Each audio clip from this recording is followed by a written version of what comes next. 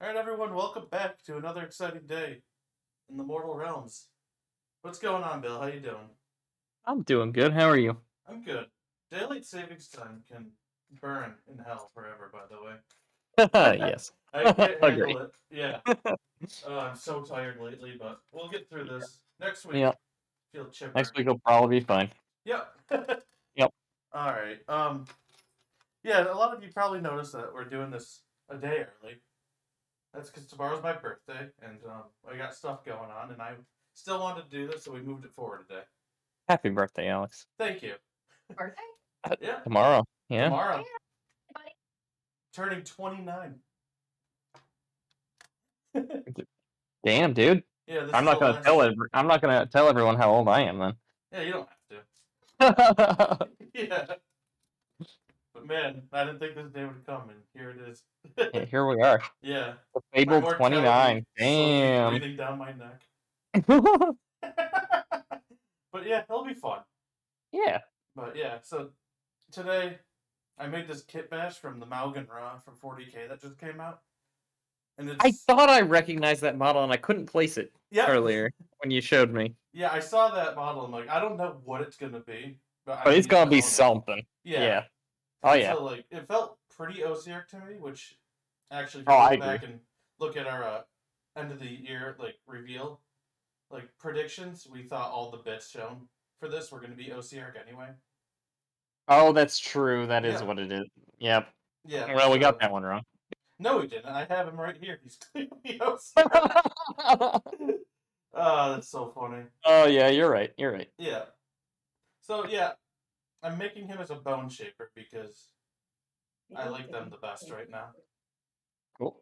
And maybe this will be the chair guy, depending on how the next book looks in next year. I don't know. It's pretty open ended, and you're working on something cool too. Why don't you share it with the class? Yeah, so I'm doing some deepkin. I'm gonna do the I think I mentioned it maybe last stream or the stream before, but um I'm doing the Nurglified deepkin here. So I'm putting on Yeah. a little green stuff and we're gonna give them all kinds of weird baubles and stuff and see Hmm. how it turns out. It'll be fun. Yeah, and if anybody who missed the show last time was curious how the Soul Raid did, Bill's using them for test models. That should tell you all you need to know. Yeah. Yep. That's okay. Did you get any games in? Monday. I have one Monday. So not Cool. yet. Yep. How about you? Yeah. Not any since last time. I Yep. had one that was planned, and then we had a snow storm, which is hilarious because it was like 60 today and the day before the snowstorm. I know, right? Yeah, but I was Goddamn supposed snow. to do dragons versus Iron Jaws. Oh yeah, that's right. Yeah, so that's gonna be put on the back burner a little bit.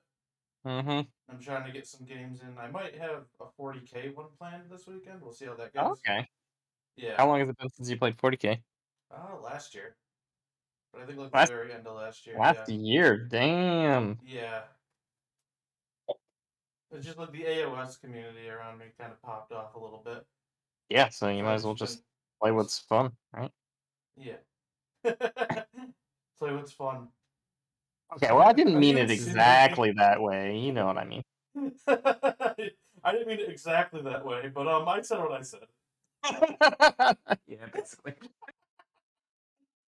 Yeah, but yeah, I have some good friends that play it a lot. And I want to keep in touch with them for sure too. Yeah, of course. But yeah, it's definitely a very casual approach game for me. Yeah. I'm It's debating like the Ravage Star stuff that I got for Chaos Space Marines. I'm debating like maybe getting into like Kill Team or something with people, when yeah, I get that stuff in, just like do that super casually.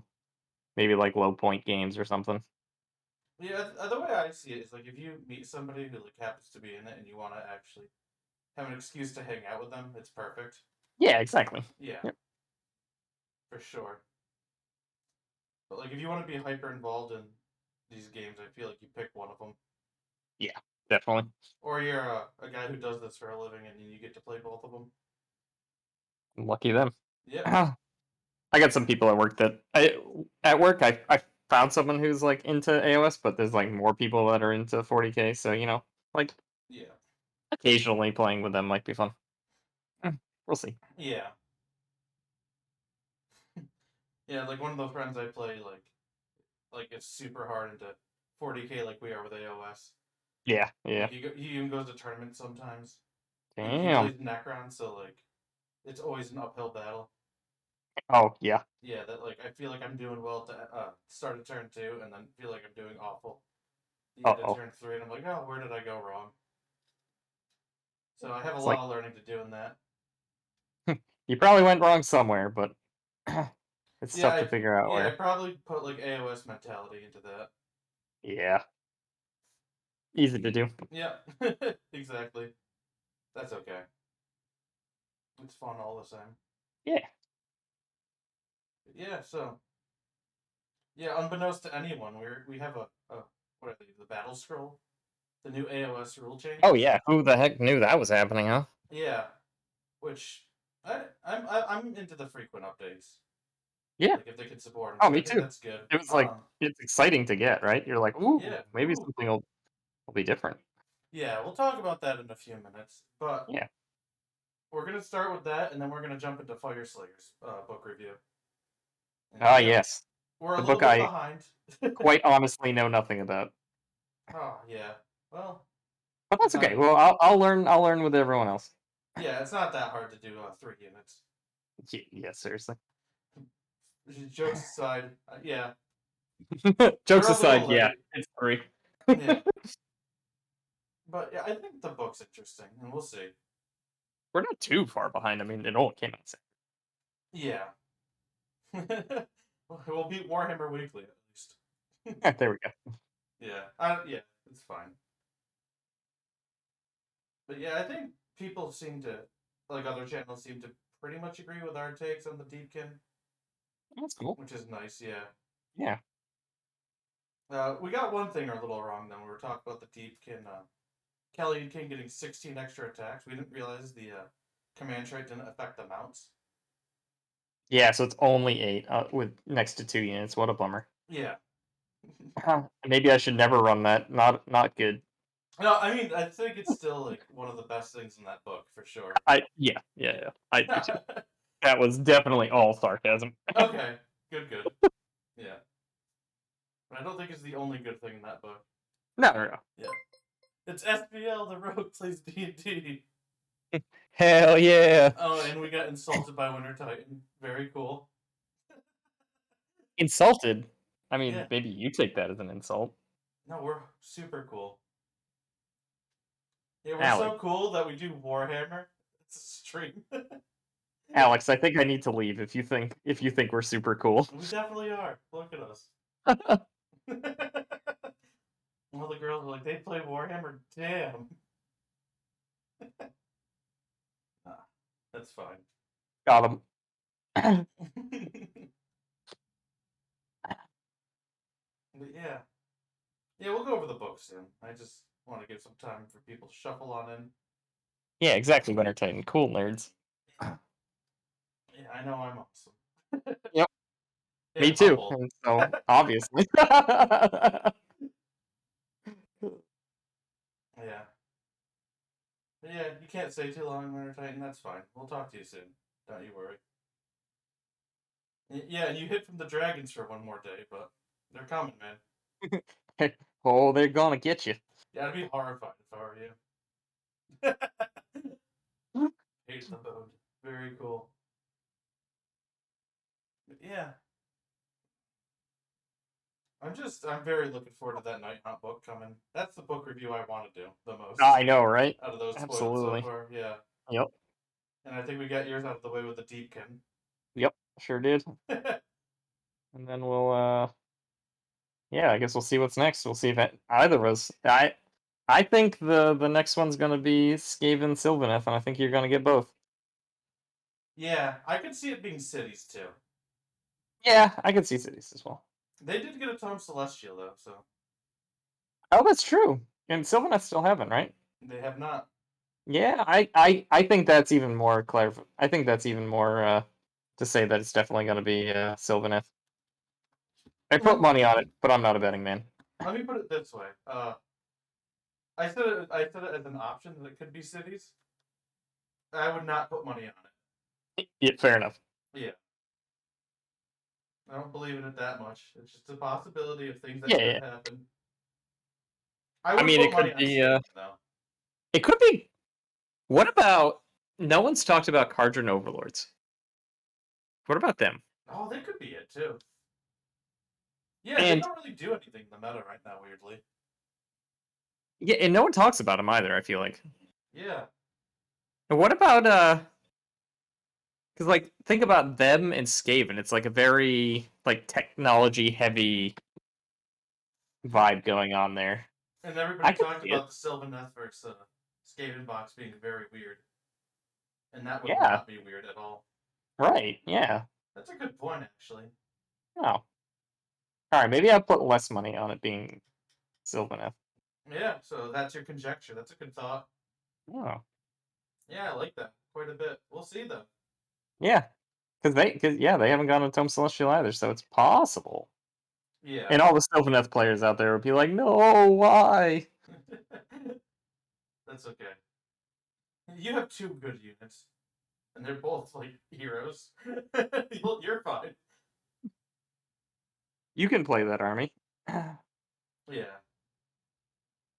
But they did get it a buff. They got a bit of a buff. We'll see how much it actually Oh matters. yeah. They got something. Yeah. I was like, oh, what? Like Alariel can do all the spells? Is that what you mean? Like, oh no, no, something Yeah, no. else. Something else. See, this is called teasing the future, Mhm. bit on the show. Ozzy the Wizard, how are you doing, man? Good to see you. Yeah, things Hey. to come. Man, every time I glue a guy to like a base, I regret it because I'm trying to get like under his legs and I just can't do it. Oh yeah. Yep. I left these guys off. See? Ta-da! Yeah, it was pretty smart. Push fit. Woo. Yeah, I'm taking advantage of the time I'm not batch painting to actually use this handle that I always forget I have. Oh, I know. I forget I have that thing all the time. Yeah, and like I don't know. I I don't have. almost don't even want to use it sometimes. Like I just like just holding the base because it's just like comfortable. I don't Yeah, know. I'm very used to it, but these are I got these for a gift, so I feel Oh like yeah, I yeah, should use them. yeah. That's Yeah, totally fair. yeah, and then every time I use them, I'm like, oh, these are nice. Why don't I use these more? And then I remember I batch paint. Yeah, Yep. Oh, yeah, that's right. more of a 40K person. Yeah, I think AOS had a rough start, and that like scared a lot of people away too. But Yeah, I think like right now it's actually in like a very good spot, and there's like obviously problems in the meta, but they're not like overbearing issues. I yeah. don't And think. if you just like playing the game, then Yeah, if you're just but interested in playing like casually, it's totally fine. yeah, if you're just playing with buddies, it's very easy to ignore the meta. Yeah. Yeah, there's like a couple books that don't really jive well with third edition, unfortunately, and I think like once they get new books, they're gonna feel awesome again. And Yeah. like a lot of it is like COVID's making the books come out much slower. There's a little bit Got it. of patience to have Yeah. with that. Yeah. Yep. We'll see. Hmm. So what got you more interested into AOS lately, Ozzy? If you don't mind me asking. All right, what time we got? All right, let me finish this Ushtabi Bone, and then we'll go on to the battle scroll because I think we have a lot to say about this. Oh yeah. Yeah. Well, I think there's a lot to say. Well, all right. We'll get to that. Yeah. You know what? Let's just jump over In the minis. Yeah, this game has beautiful model lines for Oh sure. that's totally why I wanted to get into it too. Mm. It's just like, oh god, I can't ignore just how gorgeous these minis are anymore. The deep can is what you got you in. The Yep. Jazz Rats, yeah. I love this game too, man. Alright, priority targets and prime hunters were introduced, what, yesterday? Yeah. Yeah, Yeah, I think it was yesterday, I yeah. think it was yesterday, yeah. So the idea behind this in the article that they mentioned was they are fully aware that there's some problematic units, but they didn't want to like throw points at it because they fully realize that there's an issue with points where they either don't do much of anything or they make a unit unplayable, and they don't want to like invalidate people's armies. So they're trying a new approach to balance. And the idea here is if you are bringing a problematic unit and they're killed by not one of these problematic units, you get a victory, or the opponent gets a victory point. So if I'm bringing all the Stormcast Eternal Dragons, like Vanguard Raptors and such, that gives my opponent a huge opportunity to score extra points. Also, there's Prime Hunters, which are armies right now that are acknowledged as being pretty weak in the meta, and they get extra points for killing these prime targets. Yep, and that's there you go. That's it. So let's talk about what the targets are. We'll start with order. Yeah, I mentioned a few of them. Fulminators are a problem because they're very powerful in the charge. Yeah. Like, I think, 15 damage each on, like, just their spear weapon. It's crazy, yeah. Yeah, 3 times 5. Yeah, and then they have, like, a claw weapon and a mortal wound breath. Yep. They're just too efficient. Stormdrake Guard for the same reason, but they also have, like, extra movement shenanigans, which exasperate the issue quite a bit. Yeah. Yeah, they are very powerful. It's kill a unit, right? Yes, kill the whole unit. Okay. And it's if it's a reinforced unit, it's worth double, and if it's double reinforced because it's battle line, it's worth triple. Cool. Which is relevant for a lot of these, actually. 1 second. What 40k army do you think he plays off that? I want to throw my guys into a grinder. Nice. Sounds like Imperial Guard to me. Yeah. That's Imperial Guard for sure. If it's not, then well, I guess it could be anybody throwing hordes of assholes into a meat grinder. Yeah. I don't know. That's pretty much just 40k. Yeah. So I'm gonna expedite this list a little bit. Vanguard Raptors, Bloodstalkers, Marathi, Bastillodon, and Salamanders all have the same kind of issue, where they're just very efficient mortal wound shooting for pretty cheap. Yep. And then Severith and the Huracan of Wind Spirit just do way too much against pure melee armies, it feels like. Oh, they can just put you.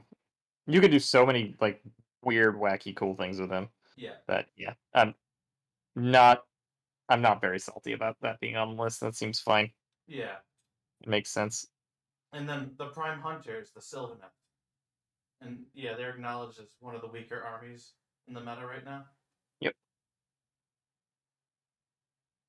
All other armies other than Tau. I hate Tau.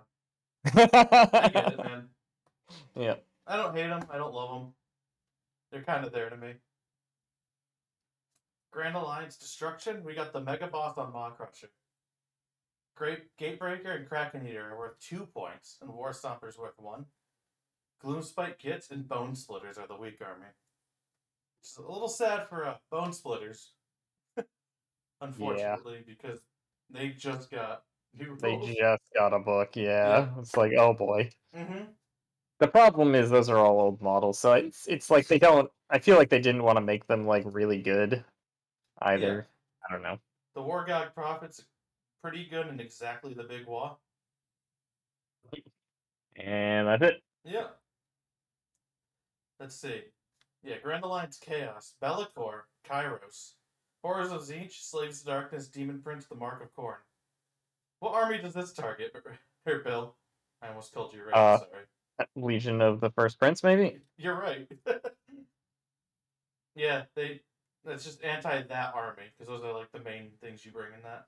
Other than like the pure Bloodthirster lists. Yep.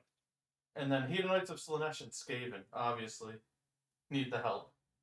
Yeah, they do. Yeah. And then I thought Khorne could have been on that list too, but that's fine. I feel like Khorne should have been on that list. Yeah. I think the problem is that the people who like play Khorne, like frickin' love Khorne, or they have like another thing that they're just playing the meta because it's competitive. Mm-hmm. And then the people who are like playing Khorne are like outperforming the average immensely. It very well could be, yeah. Because if you know that book extremely well, you can do fine. Yeah. It's just it's tough to do fine, Yeah, it's very especially tough to against do Focus. fine, but like Yeah. Gloom Spike Gits can't do fine very simply. Yeah, that's fair. Yeah, if you play Yep. your heart out as a Gloom Spike Gits, you might get a 2-3. Wah wah. Yeah. And one of those opponents probably has to be another Gloomspite player. Yeah, or like something Okay, of this to be ilk. fair, I really know nothing about that book or why it's bad, but all It's conjecture. just like most of the stuff's random, Oh yeah, yeah. where like That's everything else is just like efficient. yep. It's like this can roll to be equal, or it can roll to be nothing. Is the problem. Yeah, and just like not knowing what you're getting is just a huge negative for an army. Hmm. Because like, yeah, you could play equal, but then you count on something and it doesn't happen and you die. Yep. That's a good point. Yep. Yep. That's a Mana problem. is essential. That's funny. Yeah, I play Necrons now as my main army in 40k.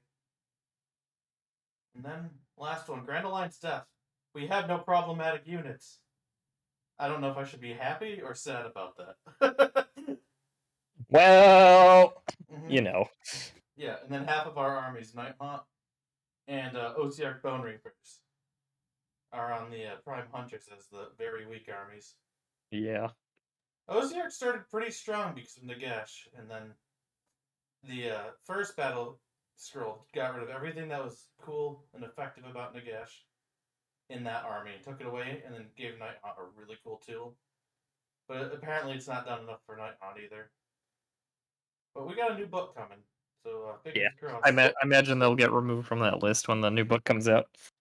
Yeah, God, can you imagine? So honestly, so what I'm calling the prime hunters are the ones they admitted defeat on.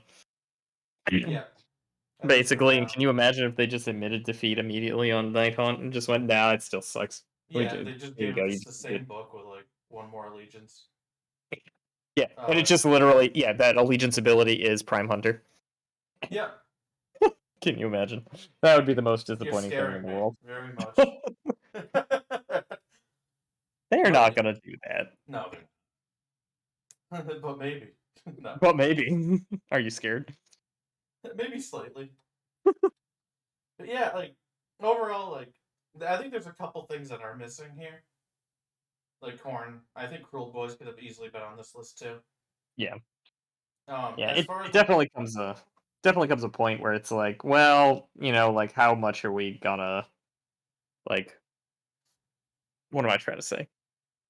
It's like it gets to be a point where you're like, well, we could just keep going with this, so let's, they drew a line somewhere and said, no, this is the line. Here we go. yeah, because extensive ban lists or lists of this kind are extremely off-putting, even Yeah, to like good play or like not no not the word I'm looking for, but like people who are inundated with this game, like you and me, who have a yeah, stream about it. This list was huge. It would be very off-putting for us too. yeah. And like I this is mean, honest. approaching big. Yeah, I was gonna say honestly, even as it is, I'm. So that's what I guess my first comment is like trying to remember this is kind of annoying. You can kind of figure it out because it's just like, oh, is that guy problematic? Yeah. All right, he's probably on the list. We can check real quick. Yeah, And you probably just learn it eventually, but I think it. it's Yeah, another thing on the mental load for this game, right? Trying yeah. to remember everything. I think it's easy to know your own. Yeah. Yeah, which is probably like you're gonna have to rely on your opponents to be honest about that, which they will Yeah. be if it's a tournament because it's against the rules not to be. I was thinking about that. Like the one tournament I played in, like it's not like we went over the war scrolls of everything like Yeah, beforehand, right? we didn't. And No. like I asked questions about my opponent's army that I didn't know, but they didn't just like tell me everything straight Yeah, up. So I you'd could have to I ask could at the beginning and be like, "Do you have any prime yeah, or exactly. priority Yeah. targets?" Yeah. So like, I think what's good to talk about, like, let's start with the pros here because I think there's a lot of pros to this. Yeah, sure. And the first pro is that they acknowledge that there's problem units and problem armies. And Yay! I That is a think very big that's pro. like that's good even. Yeah. I think it's good that they acknowledged they wanted to do something that didn't invalidate purchases. Yep. Like as much I flack as GW gets, like that's a pretty consumer friendly approach. believe it or not, yeah. Yeah, right. Yeah. Like if normally Yeah, I'll it'd give be them like that. this unit's like too expensive now. Tough titties. Buy more. Yep. Yeah. So like that's a That's good yeah. issue that they want That's to a good thing. address. Yeah. Yep. And like I think this is actually going to be like a fun thing to look out for. I think too. Like even in like a very like pseudo narrative setting, it's like, oh, these dragons are like horrible to our people, and we have to fight them to bring glory to our tribe. Yeah. And that's kind of fun, right? Yeah. Like narratively, like, oh, I'm dragon hunters now. I think you can make some cool tournament events based off like a prize for killing the most priority targets. That's a good point. Yeah, That could be fun. there's some cool It's a play neat spaces. statistic to, like, look at, if nothing else. Yeah, Yeah. and then yeah, I think that's a pretty broad stroke of a lot of the positives. I guess So, another positive is it might help balance some armies a little bit. mhm. But that's going to lead into my first negative of I don't think it's actually going to do anything for I the don't meta. think so. I don't think it's going to do much either. Yeah. I think what it's going to do is it's going to make list choices of high tier armies versus high tier armies like different, and like you're gonna like spec your list differently against them. I don't Yeah. think it's gonna change the performance of the armies overall. Yeah. Agree. Yeah, I Because think it, like cause you it might bring. doesn't because it doesn't actually change anything um about how the army functions, right? It doesn't change anything about how the army functions unless you do stuff like, all right, what are the Vanguard Raptors are problematic, and they're gonna be like prior or victory points for my opponents. I could bring Judicators, their battle line now, and they do like a similar role, and then I have other points for other things. And like maybe I bring like protectors instead because I won't give up victory points and then they hold the ground pretty well. Like that kind of attitude. But You it's might. not going to change the fact that Stormcast are at the top, right? Probably, yeah. Yeah. And the other thing is, like, you then have to consider. Well, first thing, I don't think it's going to stop anyone from taking dragons. No. Not even a little bit. Second, I think there's going to be a little bit of math of like, are these guys going to either get me a victory point or can I keep them alive the whole game reliably? And Mm-hmm. if the answer is yes over the replacement, then you take them anyway, Yeah. By right? the way, discount Celestine. That's Indrasta. There's nothing This discount counts about her. Celestine. She's lovely. My Celestine's in the other room, but I did the Egyptian conversion. I wanted to show that off, but maybe later. Oh yeah, Yeah. that's a funny way to put it. I Yeah. suppose not terribly inaccurate either. So another issue I have with this, now that I've thought about it a lot more, Mhm. is like the way they design books, and like they clearly did it with the Deepkin. Is like it's a perfect answer to like what's very strong in the meta right now, right? Mhm. And they're coming in and they're not they don't have priority targets, so they're getting extra points with stuff that could be just as problematic that we just don't know about yet. It's true. And so we're gonna get tournament results of like how the Deepkin do. And we're not gonna know how much of that is this rule and how much of it is their book actually being an issue. That's a good point. Right? Yeah. Like is that gonna happen? Honestly, I don't think so because I don't think it's actually going to change too much. But in a world where it actually does change something, it could. It's Yeah. true. And then Uh, like something else seems like a problem. yeah. I guess if you're looking at games where it's like the Deepkin are extremely ahead on points, Hmm. and to like a point where it's like you couldn't score this much normally, then you know that like part of it is definitely that they're too good, right? Yeah. Because And it like and if they're highly winning and then getting these bonus victory points. yeah. Yeah. And if they're just barely winning, then it's against those armies, then it could be because of this change, and then they're fine. Yeah. Yeah. And then yeah. Like I don't like that aspect about it at all. Like I think it's a little too early to like know everything that's going to be problematic, and it's like to keep it up to date. Like every time there's like an FAQ, they update this Yep. instead of just like quarterly. Then maybe there's nothing to worry about. But I don't see a world where it's going to be that frequently they update this. Well, I almost even think that updating it that frequently is a bad thing. Like you'd see that as a con. Yeah, I because think so then too. Yeah. it's like, oh, a new list came out. Oh, I missed it. Oh, I Hmm. didn't know. You know, Yeah. very easily that could happen. Hmm. I like. I think the biggest thing is I like the attempt. Exactly. Yeah, that's where I'm I at. don't know if this is. I don't know if this is the final answer. Yeah, I don't. Yeah, like I don't even know like what would be the final answer too, because I think Well, I mean, I think it's a hard problem, right? it's an extremely hard problem, or else we'd fix it overnight. Yeah, Yeah, exactly. it'd be War Scroll changes if you actually wanted to take the most effort. Yep. But like, I don't think that's a feasible effort. Yeah, I don't think it's something they really want to do either. Hmm.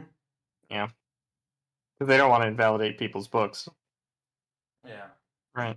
I want to say something in the chat here. I highly disagree that the AOS lore isn't expanded upon. There's like what, like 25 books about it, and then there's like even campaign books that we have all the time coming out for the game. I think the lore's Oh, pretty yeah. concrete. Yeah. There's a lot of lore. Yeah, Hmm. it's it's definitely it's definitely grown a lot since it first started. There's Yeah. a lot of stuff going on. Yeah. Like the Broken Realms is actually like huge. Yeah. Yeah. Again, yeah. Trying to find the Cantor Blue. Yeah. Overall, like I don't.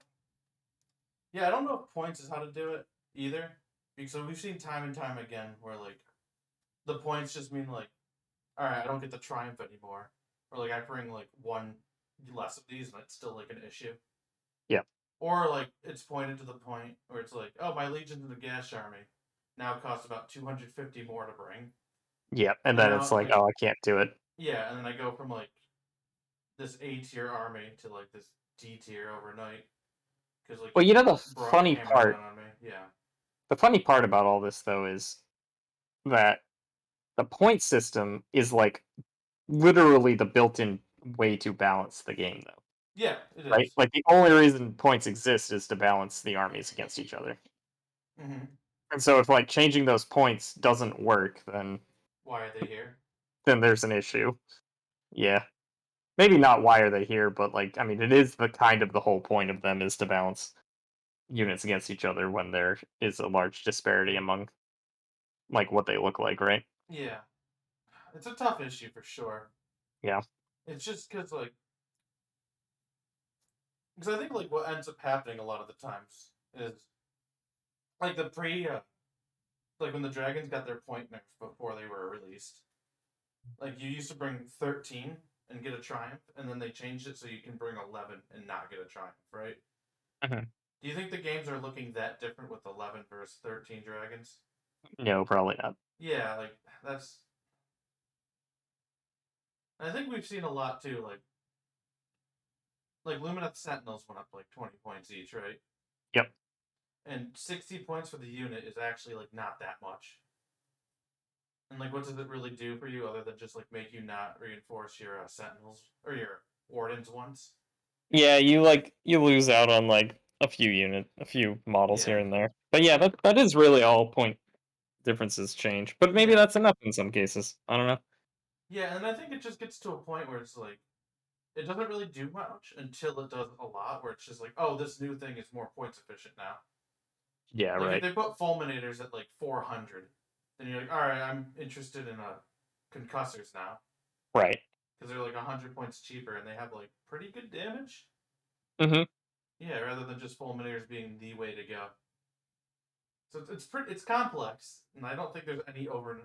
I think that's the problem here, right? Is I don't think there's any quick like one page swath things that are going to like fix the meta overnight. Yeah. Well, I mean, that's really what a meta is, right? Like Yeah, it's whatever's best right now. And I mean, like I think every game in history has struggled with this problem, right? yeah, and Because as soon as you fix an issue with a meta, right, the new one a pops new up. one emerges. Yeah, and Yeah. it's a continuous cycle. Mm-hmm. Or like remembering like 2019, like how much of a problem stuff like Flesh Eater Quartz was, and then Oh how yeah. like over 2020 it became not at all an issue because shooting was so good Yep. that you just like pop the things that were actually threatening. Yep. Yep. That's Oh, as for the lore feeling rush for the first two editions, I don't know. I have always really liked the AOS lore personally, Yeah, so it never really felt like that to me. But hey, uh, everyone's entitled to their own opinion, even if this yeah. one happens to be wrong, you know. But like, whatever, it's okay. Yeah, I think it's just I'm just because messing. a lot of it too is like 40K's been out for like 20 years, right? Yeah. So they It's have just- a huge backlog of it that they don't have in AOS yet because it's 6 years old. yep. And yeah, because they like But they abandoned yeah. fantasy, which is a thing people hate already. Yep. But they have invested a lot into building up the lore, which I really like. Yeah. There's some really good stories out there. And yeah, I think the Battletomes actually do a pretty good job talking about what the armies are about. Hmm. Like put really strong, like there's really strong character motivations in a lot of the stories too. I think. I Like kind of like actually sometimes like the like Ozzy mentioned the like there's an event that's just like half a page never expanded on. Like it's kind of neat to like think about like, oh, what was that like, and then yeah. you can like do something on your own like to explain it with your own army or something like that, which is kind of cool in some Mhm. cases. One of the things they do expand on a little bit. And, I don't know. Mhm. I personally kind of Yeah, like it. I'm into it to be honest too. Yeah. Well, I think we talked plenty about the this. Yep. That's our opinions. We'll see how it goes. I'm excited to play with this, to be honest. Yeah. I think I could be I hope very it wrong. works well, Yeah, but we'll see. I'm I skeptical. personally, yeah, I'm skeptical. Hey, that's the word. Yeah. All right. Let's talk about some Fyreslayers, huh? All right, half naked dudes. Woo! Hell yeah. So we got 4 lodges. We'll get to those later. We have fierce counterattack as like a command ability that the whole army gets. And so you can use this at the start of the enemy combat phase. And this unit receives the command if it's an Arc Hearthguard, Hearthguard Berserker, or Volkite. And it's within 3 inches of an enemy that made a charge. And not within 3 inches of an enemy that hasn't made a charge in the same turn. And this unit gets strike first. So basically, if your Volkite's not in combat with anyone, somebody charges it, you can once per game that unit to fight first. It's a counter charge. Yeah, it basically just goes like, I'm gonna mess you up first. So if you wanna, so it basically is well. Okay, I was about to say something that was totally wrong because that's a command. Is that a command point? Yes. Okay, never mind then. Because I was gonna say it's like you don't want to like charge this whole army on one turn because then you're just gonna get like smacked back real hard. But actually, you do want to charge your whole army on the turn because then They have to um pick. Yeah. you have to pick. Yeah, Yep. Yeah, like I think this is a that's powerful actually really ability, right? interesting. Yeah, Yeah. yeah. You don't want to just like charge one thing because you're just gonna get well. I mean, depending on what it is, you don't want to charge a fair into a fair fight. Yeah, it I kind guess of is just reverses the turn order in a way, right? yeah, a little bit. Because you get strike first, and then they pick their thing to fight, and then you pick your thing to fight. Yep. So it's kind of like you just want to That's go actually a first. good point. Yeah. Yeah, The only difference is you have to fight with that one thing. But yeah. But like if a bunch of these like got charged, like you said, like would be the plan. You get to pick which one gets this yeah. command, right? Hmm. Yeah, I think this is good. It seems good.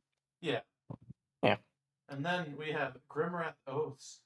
So there's one unit in this book called Grimrat Berserker, and then you pick an oath that they have, and they have to fulfill it, and they get a bonus based on that. So we have a whole allegiance ability for one unit, which means it just can't be a good ally. I don't care. I don't know if we care to read all these. Oh, there's like a ton of them for one There's unit. 5 of them. How many of these are you likely to take? There's 6. Um, there's one that like lets you bully a priest, like get +1 to hit and wound, and add 1 to the damage inflicted if you're hitting a priest. So if you're fighting another 6 wound hero, yay. This unit can Y- run in charge and reroll runs and charges. Hey, that's kind of fun. Add Sounds 1 to pretty the hit and mediocre wound overall, rolls. though. Yeah, Yeah. if All it's right. within an Moving on. allied unit. Yeah, let's move on. Yeah. Let's go on to actual cool stuff. What the? There we go.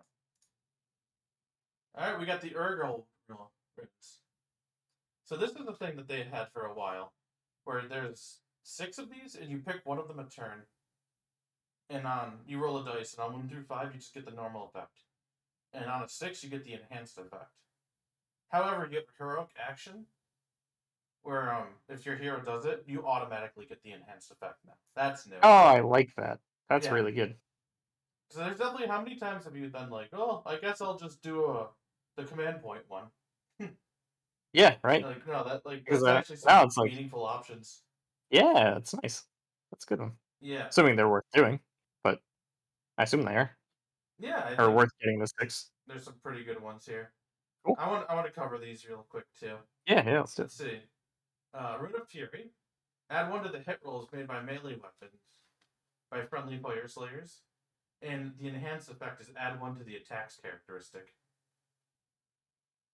That's spicy. Yeah, and these aren't 32 millimeters, but we have some 2-inch reach weapons, especially on the Hearthguard Berserkers. So that, like, the +1 attacks is actually pretty meaningful. Yeah. Yeah. I like this one. It's probably like a turn 2 or 3 one. Next one. Rune of Farsight. Add 1 to hit rolls for attacks made by the Fyreslayer throwing axes. And the enhanced effect is add 1 to wound. So I think they're like 8-inch range, 4/4 -1/1.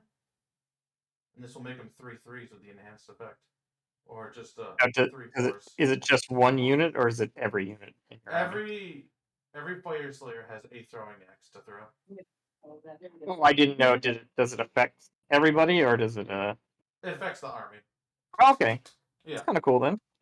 Yeah, so like have one like meaningful shooting phase. Yeah. Yeah, with your axes. Because like 3/3s is not bad. 3/3s -1/1. That's okay. Yeah. I mean, I think they only get 1 each, but like, so you kind of have to like be like, ooh, I can chuck a lot of axes this turn. Yeah. You know, that might actually do some damage. Yeah, or I just imagine a scenario too where there's like a little screen in front, and then like everybody dogpiles that thing. Yeah. And like maybe you kill my fell bats, right? And that's pretty huge. Yeah, it's just like, yeah. Yeah. Now, can you use each one of these only like once per game or whatever? Yes, that's right. Okay. There's a priest command trait that lets you use one of them twice per game. Okay. So that's kind of cool. That's a little bit. Yeah. Yeah. Have a good night, Ozzy. Talk to you soon. It's useful. Yeah. See ya. Yeah. Let's see. Rune of Searing Heat. So the normal effect is roll a wound. No worries, Ozzy. Yeah. That's fine, man. Have a good night. So, wound rolls of 6 cause a mortal wound in addition to any other damage on your weapon. That's pretty good. Yeah. And then the other one is, when this rune is activated, roll a dice. For each enemy unit within 3 and on a 2-up, it suffers 1 mortal wound. So that's the activated, like the enhanced rune effect. And I don't care about that, I don't think. Sorry.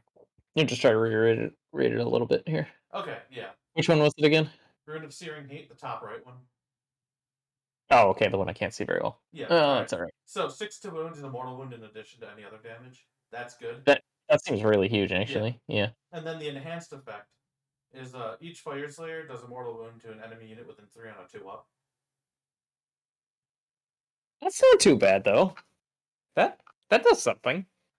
Against some armies, it definitely does. Yeah, for sure. Yeah, like you could tink off a few wounds. You could like bracket a monster, tink off a few wounds on something, especially if you're like dogpiling something. And if it's everybody, like your little foot heroes can also do it and whatever. Yeah. It's not irrelevant. This is the regular effect of the wound. Yeah. Oh, for sure, it's very good. Yeah, the regular effect is very good. But like, this is not what I'm dying to have enhanced, right? Right. Yeah. Definitely. And if it doesn't get enhanced, I'm not that sad about it. Right. Yeah. You're not going to be like, oh damn, why didn't I spend that command point? No. It's not a command; it's a heroic action. Oh, that's right. Yeah. Why didn't I use that heroic action? No. Yeah. I like. Or do you get to roll first and then choose a heroic action? Actually, that's a good point. Starting your hero phase, you can activate one of the following runes. So at the start of your hero phase, That's Oh, a you're right. Okay, so you get to pick it, roll it, and if it doesn't work, use the heroic action. oh, cool. Okay, I would like that even better. That's way cooler. Yeah. Yeah, definitely. Mm-hmm. So, like 1 in 6 times, you're like, oh, I don't need to do that. How about that? I'll do something else. Yeah. I think Cool. that's the go-to heroic action for this army, to be honest. Yeah. But like, yeah, that's cool. I like that a Yeah. lot. I didn't even catch that. Good catch. Yeah. Thanks. Yeah. Rune of Awakened Steel. Increase the rend by 1. And if it's enhanced, you increase the rend by 2. Remember how excited everyone was about the Beast of Chaos having this on their Hearthstone? Mm-hmm. Once per game, I'm a Beast of Chaos too. That's pretty spicy. Yeah, I like that quite a bit. Yeah. Certainly wouldn't complain about having that. Yeah. Rune of Fiery Determination. Units have a 6 up board. Enhanced, you have a 5 up board. Well, that's spicy too. Yeah, Oh, right? these are pretty good, huh? Yeah. Is this like what they were before? Do you know? Vaguely, but I don't think any of them were this good. Okay. I think they are all upgraded or the same. So you know what it's making though? It's making those axes seem not worthwhile. You know what's funny? Ooh, a +1 to hit and wound. Ooh. Actually, now that I'm thinking about it, I think the axes, like I think that one stayed exactly the same, but the axes were 5/5s, no rend 1 damage before. Oh my goodness. Yeah. I So think like, they were. Yeah, I think I actually remember that. yeah, and it's like, why even bother with these things? Yeah, that's yeah. With how good those last few were, like that, the axe one is like that seems like a pile of junk. I'll be honest. Yeah, Yeah, I it's like agree. you'd have to have a real good situation where you want to waste it on that. Yeah. Like maybe first turn. Well, now listen to this one that we have for first turn that's listed last for some reason. Oh Add boy. 2 to the move characteristics. Oh, Enhance never mind. effect. Add 2 to the charge rolls. Oh wow. I don't think we're using that shooting one. I'm just Alright. throwing it out there. So mostly killer, 1 filler. Yep. But yeah, And but most of them are really good though. So like, I mean, that's why we're not gonna use them because the yeah. rest are like fucking solid. Mm-hmm. And like, let's be honest here. You can only use 5 of these anyway. Right. It's not even an issue that one's not great. Yeah. It'd be nice to have another option, but like, Yeah. shit, I'll take 5 options of like that I could pick between like which turn I want to use them in. Like that actually sounds really fun. Yeah. I definitely don't hate that. Like, this is always like a good fun part of this army. Yeah, And it seems like seems it. everything's way more meaningful now. So I'm into Yeah, these. Yeah. definitely, definitely. Alright. Yeah, the heroic action actually breathes a huge amount of life into these. Yeah, I because think you can too. like, you can just be like, no, I want it. Now, how Yeah. long does it last? Does it last to your next hero phase? Yes. Oh, so good. It's just the round. Yeah. Yeah, just like, oh, oh wait, when does it happen? It's at the start of your hero phase until your next hero phase. Oh, it is. Okay, okay, okay. Yeah. So it could be. Yeah. I'm into So it could these. be for a while. Like if Yeah. you're like worried about them getting a double turn or something, you can be like, 5 aboard, here we go. Yeah, actually, that's a good point too. Yeah, overall, these are pretty strong. Yep, and fun. Yeah. Like it adds meaningful decisions.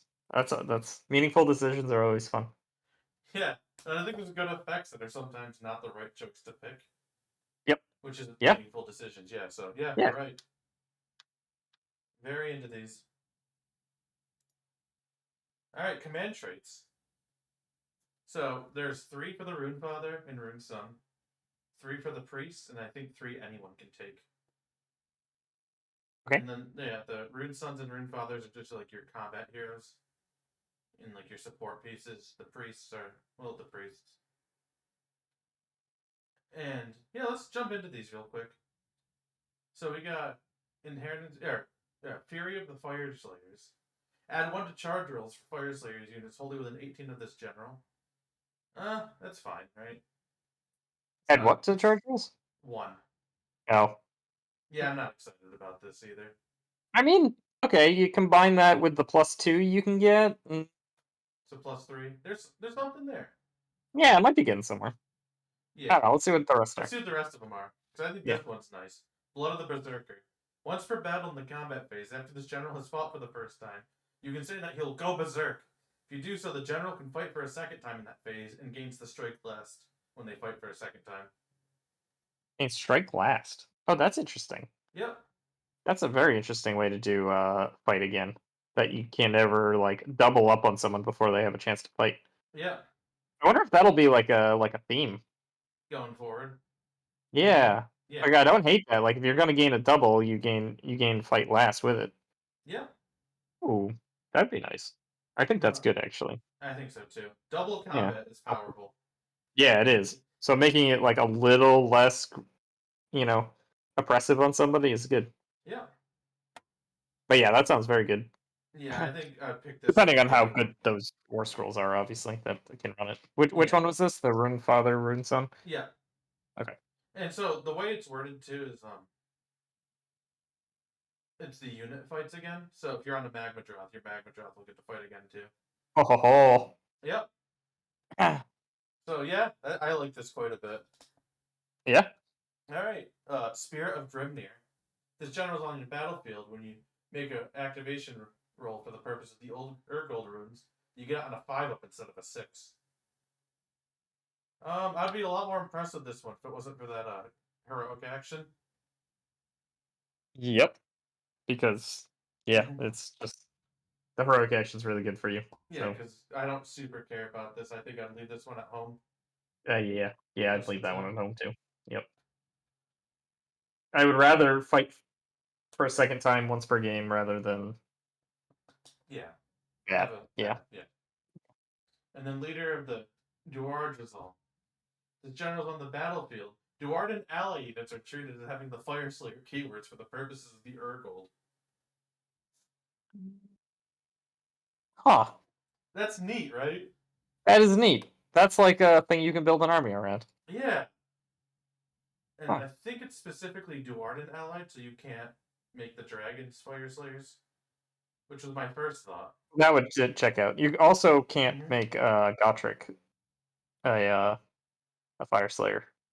He's not Duard. Oh, because he's a mutant. He's a Yeah. dwarf. Oh, okay.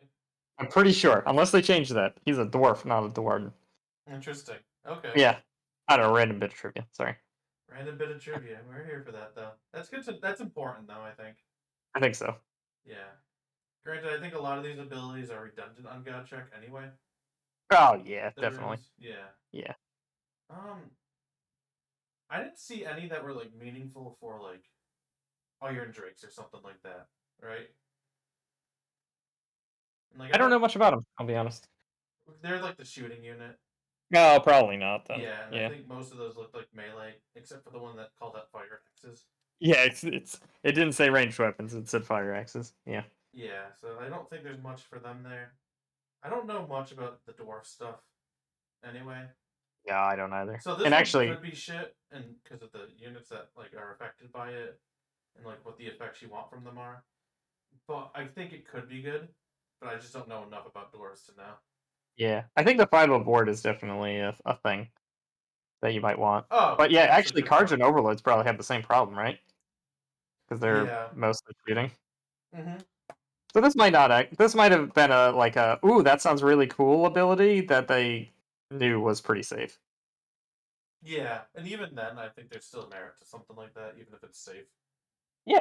No, but it could be cool as opposed Yeah. to like someone might do something fun with it like narratively or like in a more casual setting rather than just like look, the new meta is Fire Slayers with this ally because whoops. Yeah, that's true too. 'Cause that's what you don't want to have happen, right? Mm-hmm.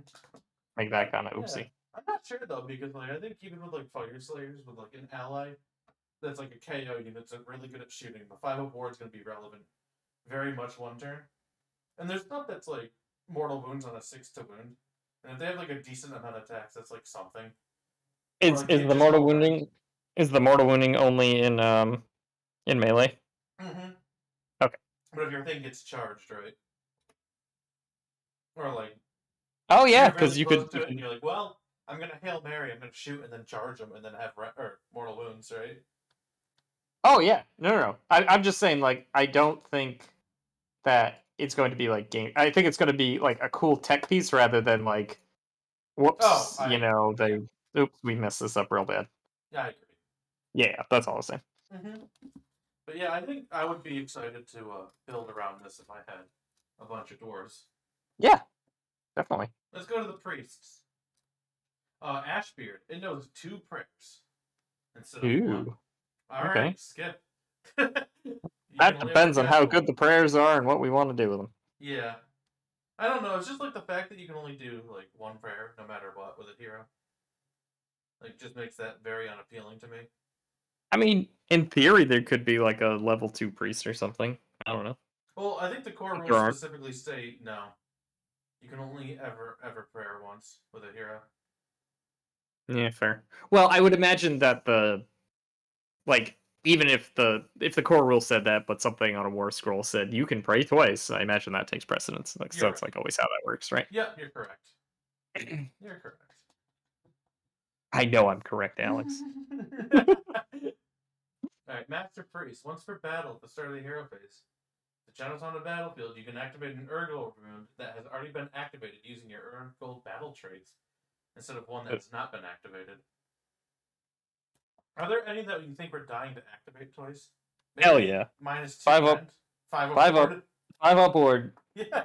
Like, just straight up, like, that just seems good. Like, maybe it's not as relevant as it sounds like, but like, if I was to just pick one out of thin air, that's the one I'd pick.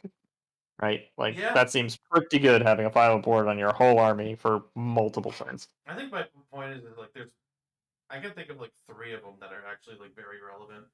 It's true, Because honestly. there's that one, there's the Mortal Wound one that's probably relevant.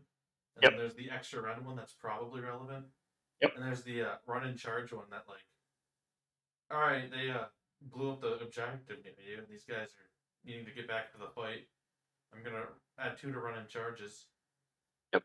That's true. Yeah. Yeah, there's like tech you can do with it. Yeah, I think Yeah. Just off the top of my head, I could see just wanting to do the yeah. for sure doing the ward. Like, it's just gotta be good because that just sounds like it. How could it not be good, right? Exactly. Yeah. Yeah. And then there's other stuff you can do with it too, which is cool. I think that's a good one. Yeah. This For one's sure. interesting. I'm gonna paraphrase it here a little bit. So, if you're a priest and you die with this command trait, as close as possible to you, and the Molten Infernoth spawns that invocation. Oh, that's cool. Yeah, so the priest dies and becomes the prayer. Oh, that's really cool. Yeah. I don't know if it's any good, but that's a cool idea. I like the idea. I would take this specifically in a Path to Glory. Oh, definitely, right? And then Like, nowhere that else, sounds... I think. Yeah. Yeah.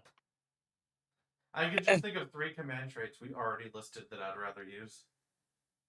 Oh yeah, if that's taking the place of... Oh, but you run a battalion, or the core battalion that gives you an extra enhancement and use too, right? Is one of them 2 command traits?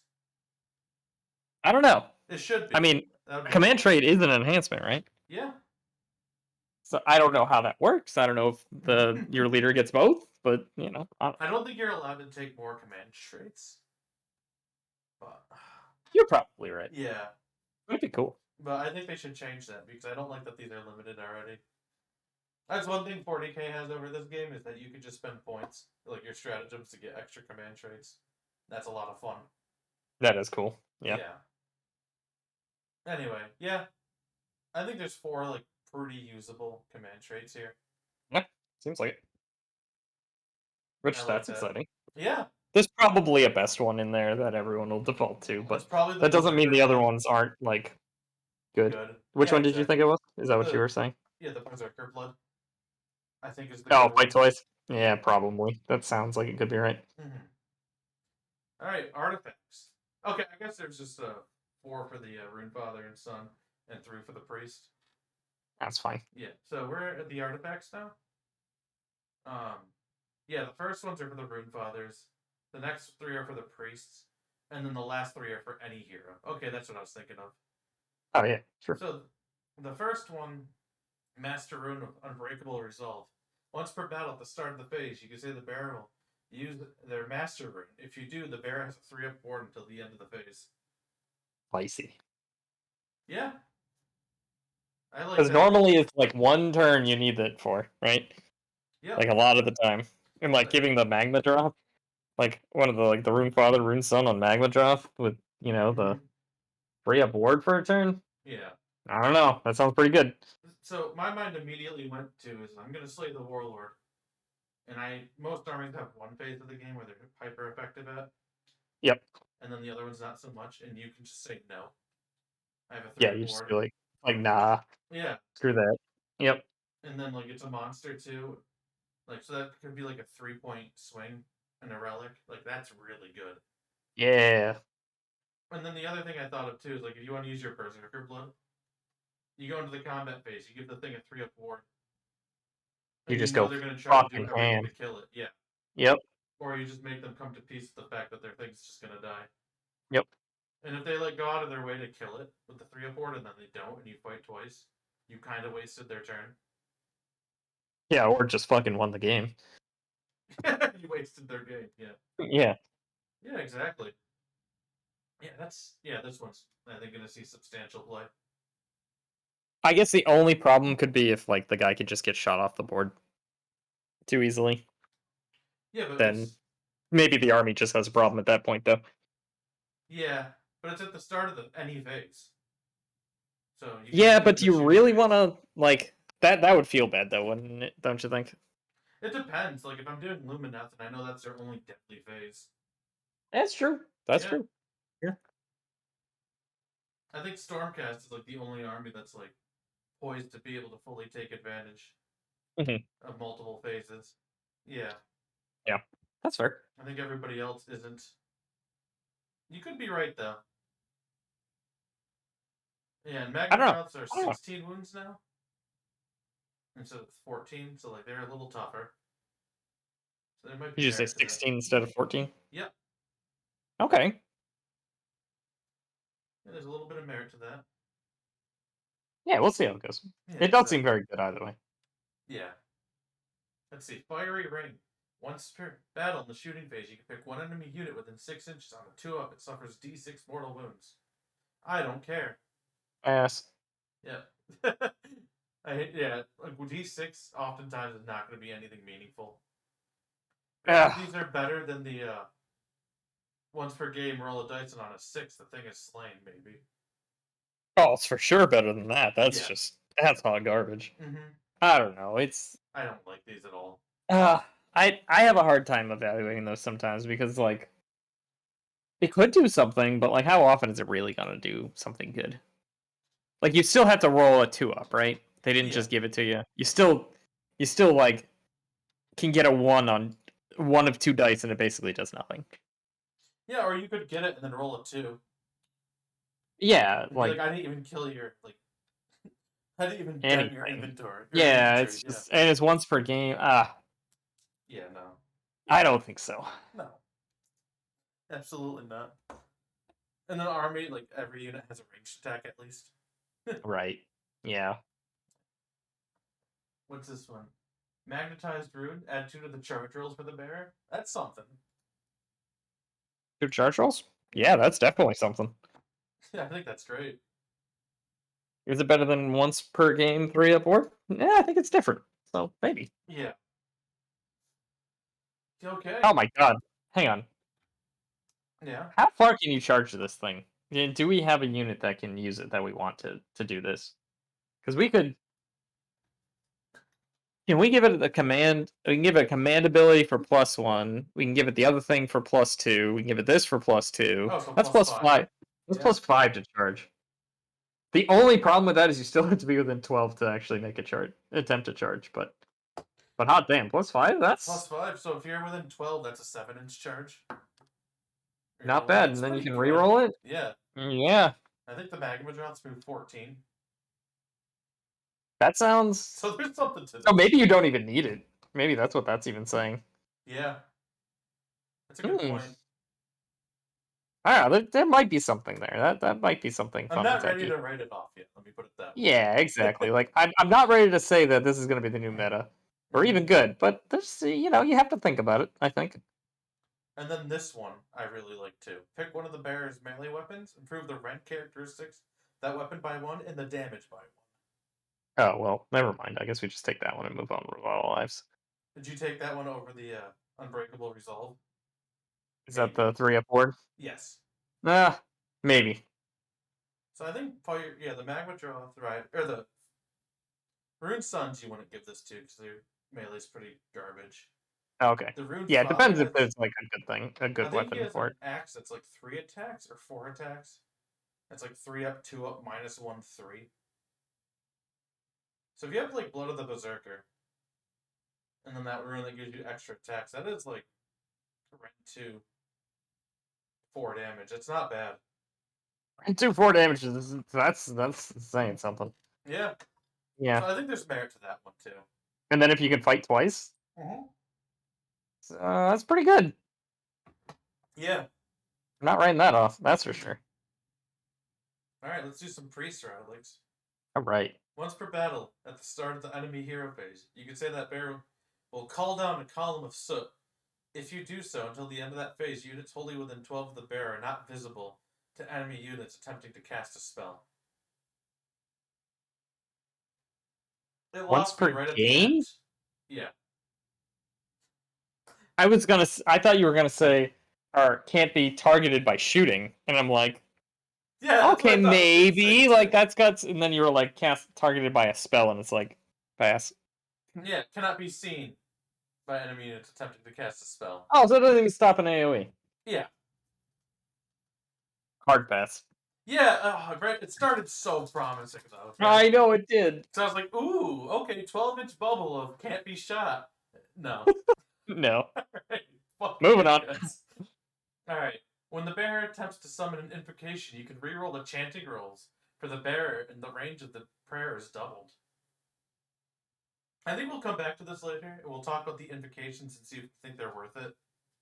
Yeah, that's very heavily dependent. The I'm answer is I tempted don't to know. just say pass, but I don't know. Yeah. Yeah. I don't think you're that wrong either. But we'll see.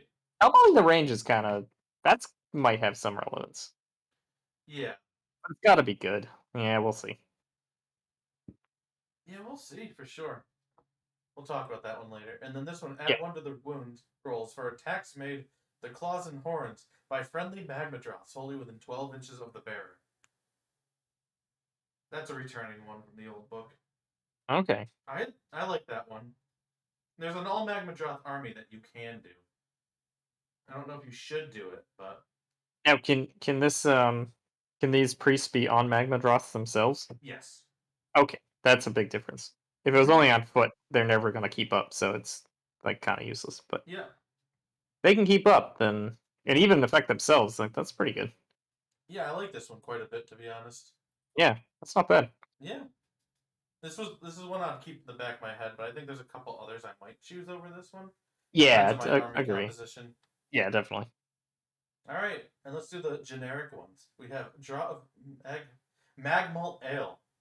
Once per battle at the start of the combat phase, you can say the bearer will drink their Magmalt Ale. If you do so, double the attack characteristics of the bearer's melee weapons until the end of that phase. Wow. That's pretty cool. Yeah, Yeah. that doesn't suck. No. Oh God, can you imagine that in combination with the fight twice, Berserker? Yeah. 'Cause you could do that. Mm-hmm. That's spicy. I like that. Yeah, I definitely would try this out for sure. Yeah. I might say things are spicy too much, but I'm okay with it. Hanging out with Steve too much. I don't know. But yeah, I like this one. I could. Yeah, but it is like cool. It makes you think. It makes you want to try it out, right? Right? Yeah. Yeah, like that's exactly what we want. Our Battletomes. I'm into this one quite a bit. Yeah, that sounds fun. All right, let's move on. Null City and Icon. Yeah, the artifact of power can only be given to the Battlesmith. Each time a friendly Fyreslayer unit wholly within 12 inches of the bear is affected by a spell or ability of an endless spell. On a 4-up, ignore the effect. 4-up spell ignore is, I think, way more prevalent than it reads. Or not prevalent, powerful than it reads. Like, I think there's definite merit to this one. Could be. Yeah, and I think the I don't remember. We'll get to it later, but I think the Battlesmith is something that's good and that you do want to run Okay. some of your lists, so it's not like that much of a tax. Hmm. But yeah, the Form Spell Ignore is definitely one of those things that like the matches where it's good, it's gonna feel like really good to have. Yeah. But I don't think the meta right now is in a situation where like the Spell Ignore is something you're looking for yet. Right. It might be a thing for a meta that isn't there right now. Yeah. Yeah. Deepkin though might have brought back that meta to an extent because I think spells are very good against that army. Yeah. But Yeah. If they prove to be good enough against what's currently meta, like then yeah. yeah, like there's predictions out there that the Deepkin are going to bring back spell casting all by themselves, and if that's Oh, true, then like this is actually yeah. a good pick. There you go. Right. Yeah. Yeah. Otherwise, I good but not yet. I would say. Yep. And then the last one, Demon Slayer. Pick one of the bear's melee weapons. Ward rolls cannot be made for wounds or mortal wounds caused by attacks made by that weapon. What do you think? Feels hyper specific. Maybe really good. That I like so heavily depends on like what your opponent has. so my take on this was when they knew that the ethereal amulet of destiny was going to be a thing in the game that they weren't going to like change, Huh. and this seems like a very good answer to the amulet of destiny meta. Yeah. And then And they then changed it because it was too good, yeah. and this kind of got left in the wind. Like there's certain units that it could be really good against if people end up running them. I'm just trying to think of what has like a substantial award. Like some armies, like their whole army has awarded. That's It, interesting, at least. there's a bunch of there's a bunch of like Stormcast guys that no one runs that have pretty good words. Yeah, and like the Sequiturs, right? Like if they well, like Andrasta and the Celestine Prime Oh yeah, and what's his face that I can't remember. Gardas,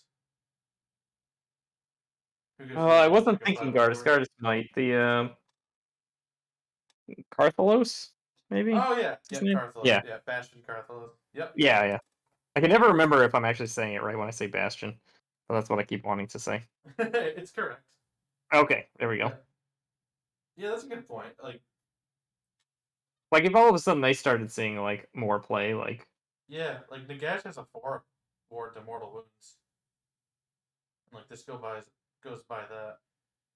well, if you're Uh, dealing mortal wounds, I suppose. yeah, But maybe there's something that's perfect for. I don't know. yeah. I don't think wards are that uncommon right now. Yeah, like there's enough of them that it might be Yeah, worth it. Yeah. I'm not very keen on this one being my first pick though. No, I think there's better ones. I don't think you're running this one normally. No. All right, so that's the end of the artifact list. What are your top picks for relics in this army? You think? I like the one that doubles your attack characteristic. Mm-hmm. I like the 3-up ward. Yeah. I think I like the there was another one I liked in there. The additional rend and damage on one of the melee Oh yeah, weapons. yeah, that one. Yep. I like that one a lot too. Yeah, I think those are probably my top picks Yeah. for them. But I don't. wasn't Yeah. I don't remember. Not as impressed with these as I was with the command traits, to be honest. Yeah, but what's cool is you can double up, right? Yep. So you Uh. can like find cool interactions with them and stuff to make Mm-hmm. like some kind of like Death Star Magmadrov Yeah. thing. Yeah. I like that. Another relic that's a hot pick for me for this army, I think, is the Arcane Tome. Because I'll To give get a you Wizard spell. in the army. Yeah, because you get Mystic Shield. Do you think that's better than the ones that they have available? Oh, because like Mystic Shield can affect any unit, right? So like Wow, that's true. maybe, and like that one little bit of denial, or because you don't have the heroic action that free anymore because you want it for your runes. Well, I guess Yeah. that's only on your turn though, right? Because you're not activating your runes on your opponent's spellcasting turn. Or your opponent's turn at all, really. Yeah, so you can still get a deny from the heroic action. Yeah. Like, maybe... I don't know. Yeah, there's choices, and I think that's one of them for sure. That's pretty viable for this army. Yeah. Although dwarves aren't allowed to do magic normally, so that's pretty antithetical to being a dwarf. God. Could you imagine giving a corn unit Arcane Tome? I would. I know you would, you heathen. Yeah, and you hate it. So it's that kind of thing. Yeah, we got some good choices. So It's people not might like, just... I like that Oh, there's God. not one auto take in either of these sections, in my opinion. Yeah, at first blush, I don't think there's any auto takes. No. It might turn out that just like there is one that's just like that's the one to take. Yeah. But I don't think at first blush there's an auto take. Yeah. Because, like, there's definitely different tiers of, like, auto takes, right? Of, like, this is the only one that's any good. Yeah. So I take that one. We don't have any of that. I don't And think then so. there's, like, the Deepkin one where it's like, oh, you give the Achillean King extra attacks in the High Tide because he does High Tide multiple times. Yeah. So I take that one. And then, there's just, like, a little bit of level of complexity here for this army that I quite like. Yeah, me too. Yeah. All right, moving on. All right, moving on to one other thing real quick. I need help. All right. What color is Nurgle cloth? I've seen, like, red. I've seen Red? purple. Red, purple. Interesting. Yeah. Hold on. Let me go to their website. I think maybe just brown, but I was worried it was gonna blend in a little too much. But maybe like different shades of brown. Yeah, so I'm going to their website real quick. Because, like, if you go to the models, it tells you what their color schemes are and how to paint them. Yeah. So I'm going to why can't I find... Oh, I can. Here we go. I'm going to a Blight King, right? It seems to be, like, the closest. Probably. Oh, they got, like, tan. Like, white Tan. that's Oh, very tan. marked. Yeah. Oh, tan. Yeah, tan would work. That's not There you go. That's not a This bad one's idea. green. This one's black with, like, green highlights. Oh yeah, Okay, there's some quite a bit of green things we can do. ones. Yeah, Yeah, there's some variety here. I've definitely seen red cloth too. That's like, I can't describe the shade, but it's like. Oh, Lord of Blights. Yep. Like Yeah, there you go. muted, faded red. Yeah.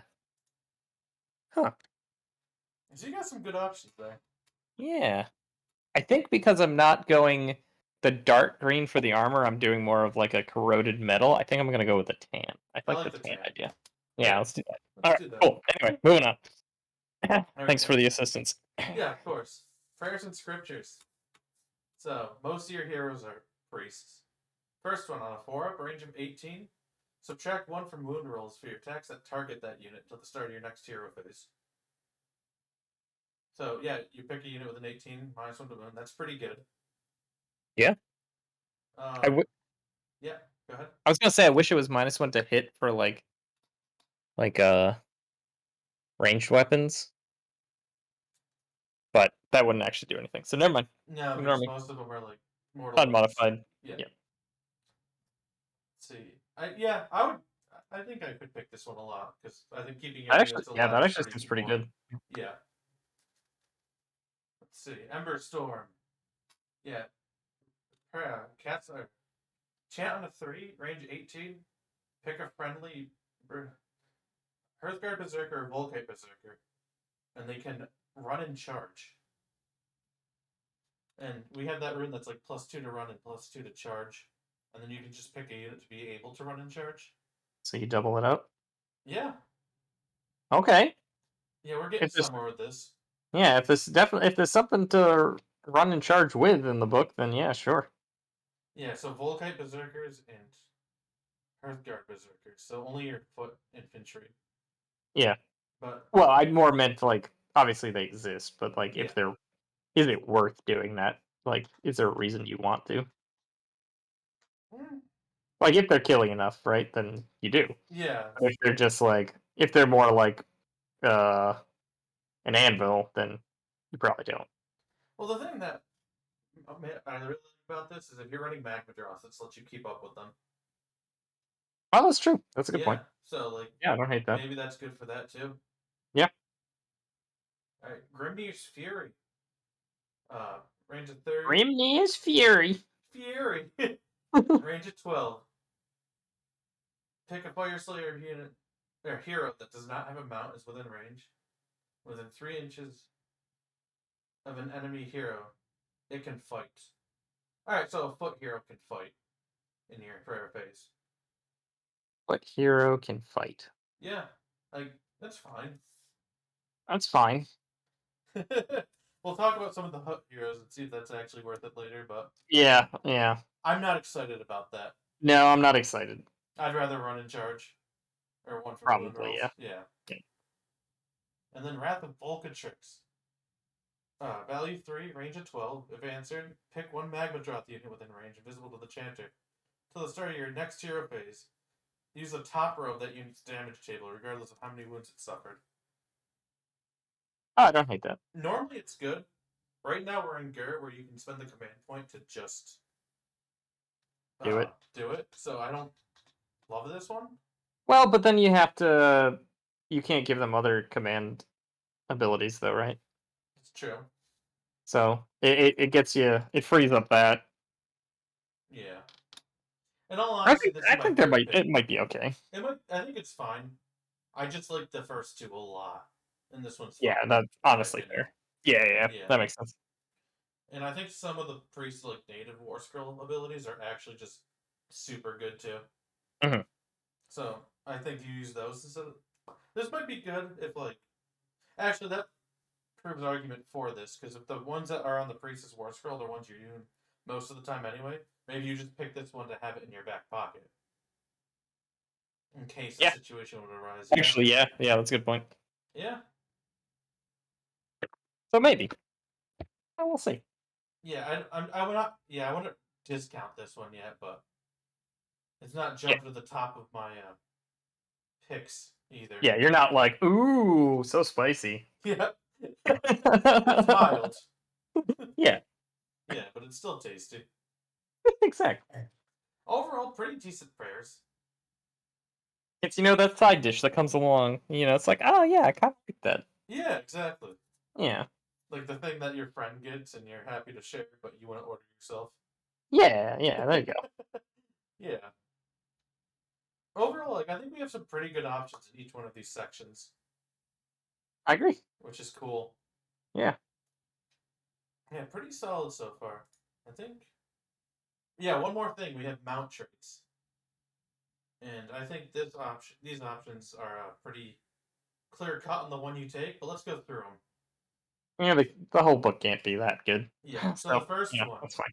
This one's cool though. I like this one. So if you pick it to stomp, the unit suffers 3 additional mortal wounds. Wow. Pretty cool, right? That's very good. All right. Yeah. Next one.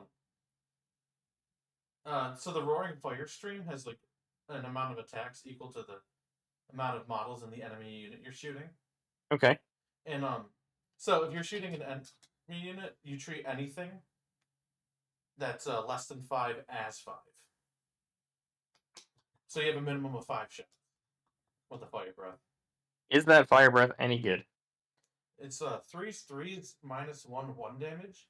However, if you didn't shoot the previous turn, it becomes Rend 3. I feel like the stomp is better. Yeah. I'm not sold on that one. Yeah. We'll talk about later why you're gonna end up taking this in some lists, but for now, let's talk about the last command trait. Yeah. Coalheart Ancient. If this unit is the target of an attack made with a melee weapon, subtract 1 from the damage characteristics of that weapon for that attack. Did you say subtract 1 from the damage characteristic? Yes.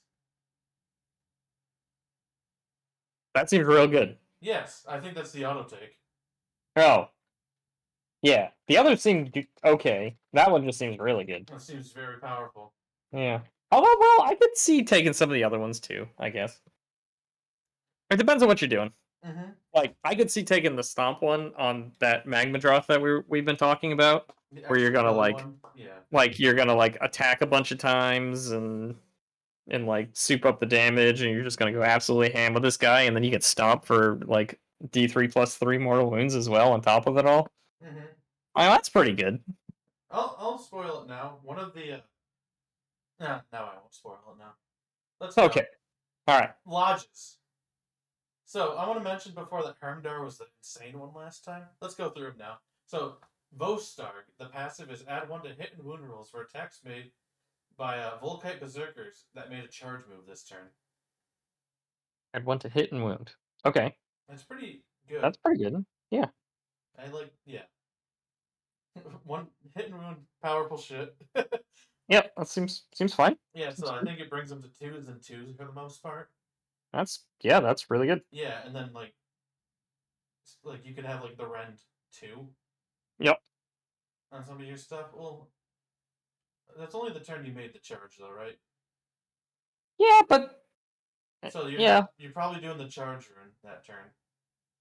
So you're probably not having the extra Rend, right?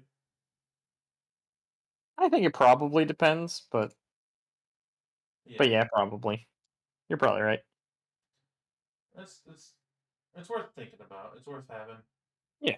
I think this is better than some of the other factions that we've seen in the past. Namely like It Drowned Men from Nurgle, for example.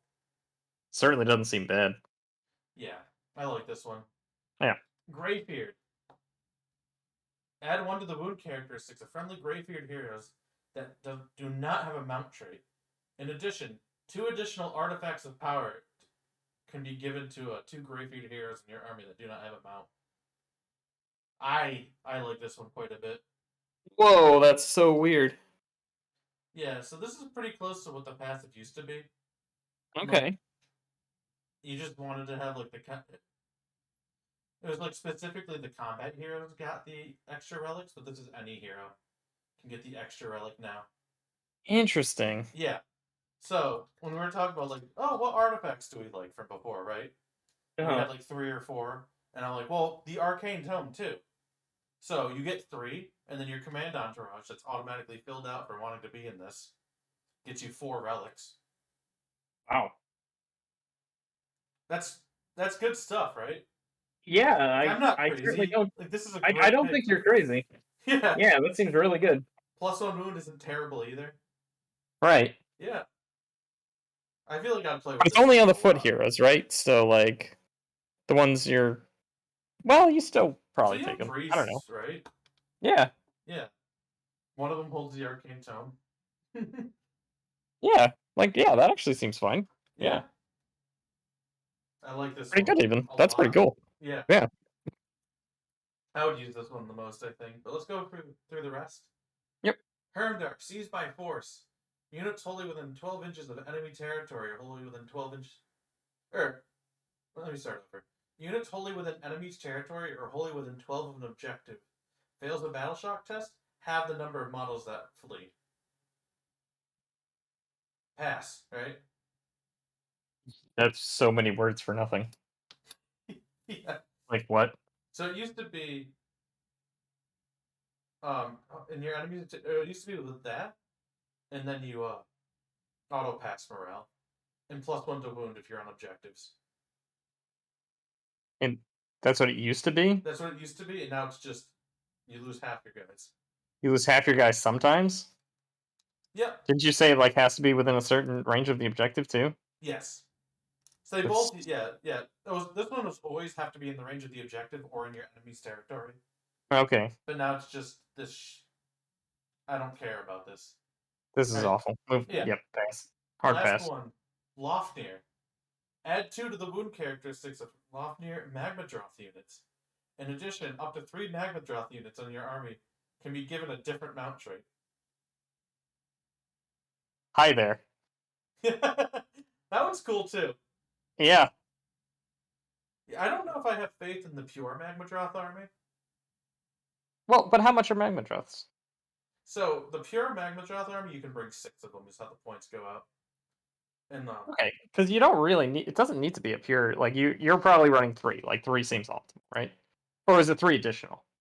can take mount traits. So you want to take 4? Well, only 3 can take mount traits because there's only 3 mount traits to take.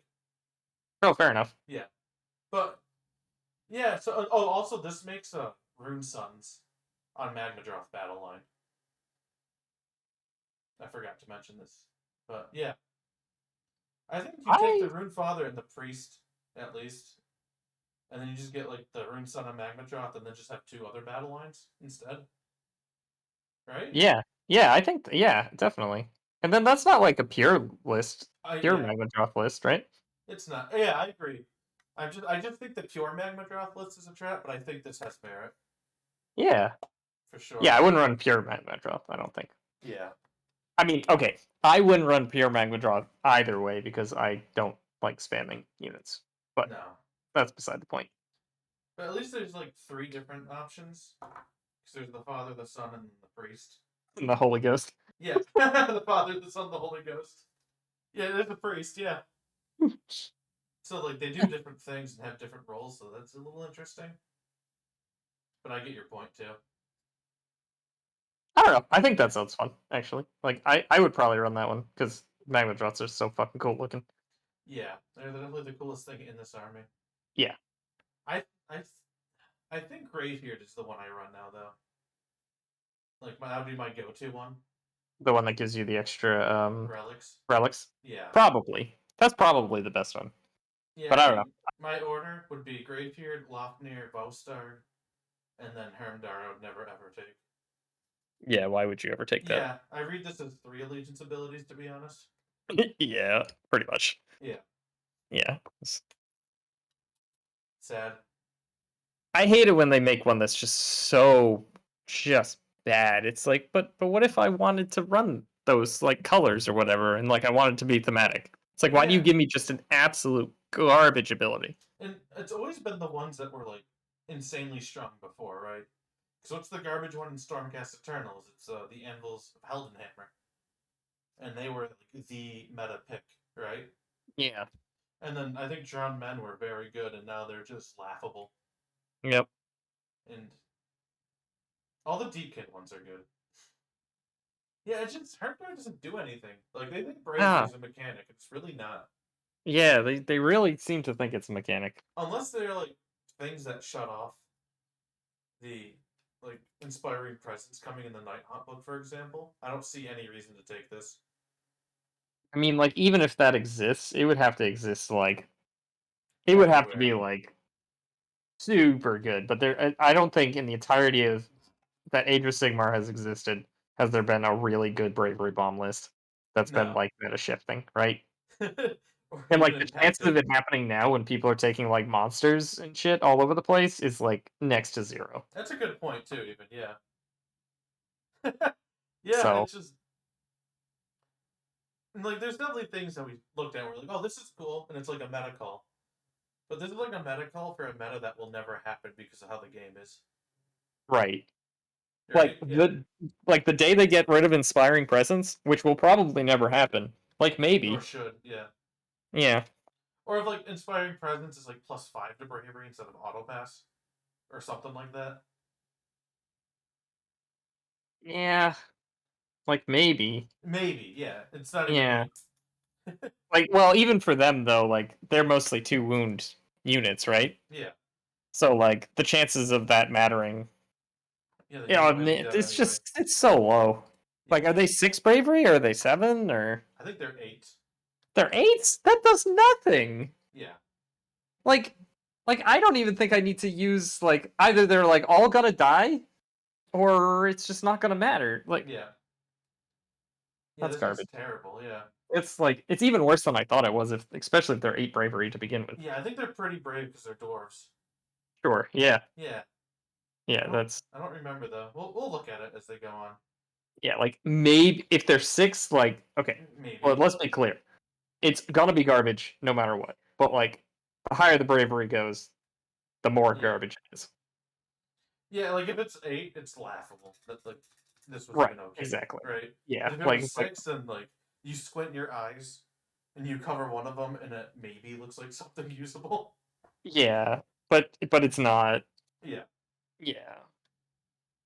I don't know if I can squint my eyes that much, man. Like, they're just gonna be closed at Well, that fine. point. Take your glasses off. How about that, right? Yeah, there we go. And then I won't be squint. able to. I won't even be able to see him. So Yeah. I'll be like, "Oh, Well, I there's can't see 4 the ability." legends. I'll But when you flip a can coin to see. see if I think it's usable. Yeah. But that being said, though, I think like the other 3 actually are exciting build arounds, Yeah, yeah, I agree. which is fine. It's It's always fun. nice when that happens. Yeah, Yeah. but Like especially Lofnir, I think people are gonna have a lot of fun just stomping the ground with fire lizards. yep. Yeah, and I like the extra relics too, for sure. So I feel like you're pretty relic starved in this army because there's like so many good ones, Yeah, like, and that's the well, solution. I think we did say the command abilities we were more excited for though. I So agree. Yeah. maybe not as much, but I don't know. There's a lot of good options still. Yeah. Imagine if Amulet of Destiny was still worth taking. Oh my god. Yeah, like Yeah, for how sure. good this would be. Yep. All right, let's move on. Grand strategies. Are any of these good? One of them is if you have an Arc, Runefather, and a Runeson on the battlefield at the end of the game. Maybe? I still think the core rule ones are better, but that's not bad. Yeah, that's not the worst. Yeah. There's no enemies wholly within your territory at the end of the game. Pass.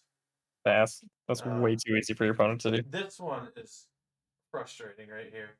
You complete this grand strategy if you completed at least 4 battle tactics, and every battle tactic you completed was from the Oaths of Battle list on page 75. Who wrote that? I don't fucking know, man.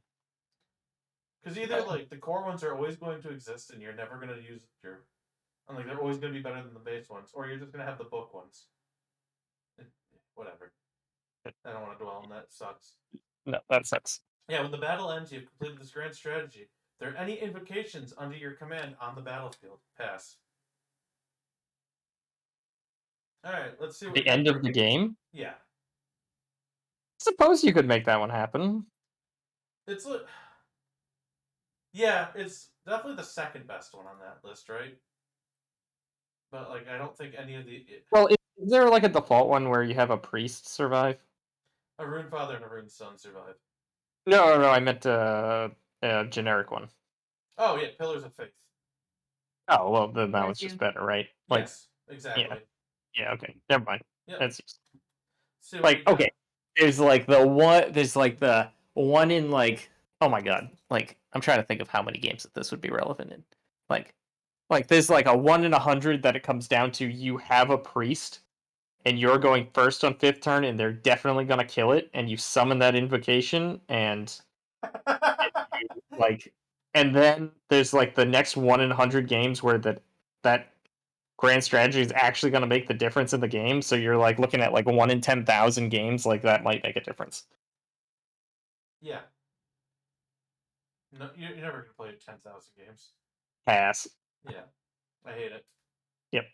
All right, let's see. How many of these are just bring it down but different? Settle a grudge. Each time a friendly unit is This destroyed one. by wounds caused by an attack made. Okay, so this one is like, if an enemy unit kills one of your units, you mark it down, and then you get the point if you kill it back. Because you're settling a grudge. Oh, okay. And you could just pick that one at a later time and then be like, "Ooh, you killed one of my guys, so now I'm gonna get you." And there So, could be like- like one model left or something. Yeah, and it's like turn 4, and then like 4 things kill models. So you have like a plethora of choices too. I like that one. That That one's was actually not bad. interesting. Yeah, that one's fine. Alright, Beast Slayer. Pick one monster, one hero. You complete this tactic if that monster is slain by that hero. Bring it down to Ugh. worse. Okay. Redundant. Moving on. Grimnir knows no mercy. You complete this tactic at the end of the turn. There are friendly Volkite Berserkers on the battlefield, and all of them are within 3 inches of an enemy unit. So this is like the same one as that like Bleach Cavalos one we talked about, where like, oh, that one's like pretty good in auto because like they're not gonna kill enemy units. And like this one, like they might kill them, but like I think it's trying to incentivize you Is to it double if charge with all of your things. all of your do you Volkite need to have Berserkers. So you could have one unit of them in your army. Yeah, I was gonna say that's the play, right? You Yes. just run one unit, Mm-hmm. and then you pile in real shittily, and then Yeah. So you can guarantee it to happen. yeah, well, yeah, Unless they kill it back, right? yeah, like you can basically guarantee that one happens, Yeah, exactly. assuming you're not running too many Volkite Berserkers. Mm-hmm. Are the Volkite Berserkers the good one or the bad one? We'll talk about it. They were that. Oh, okay.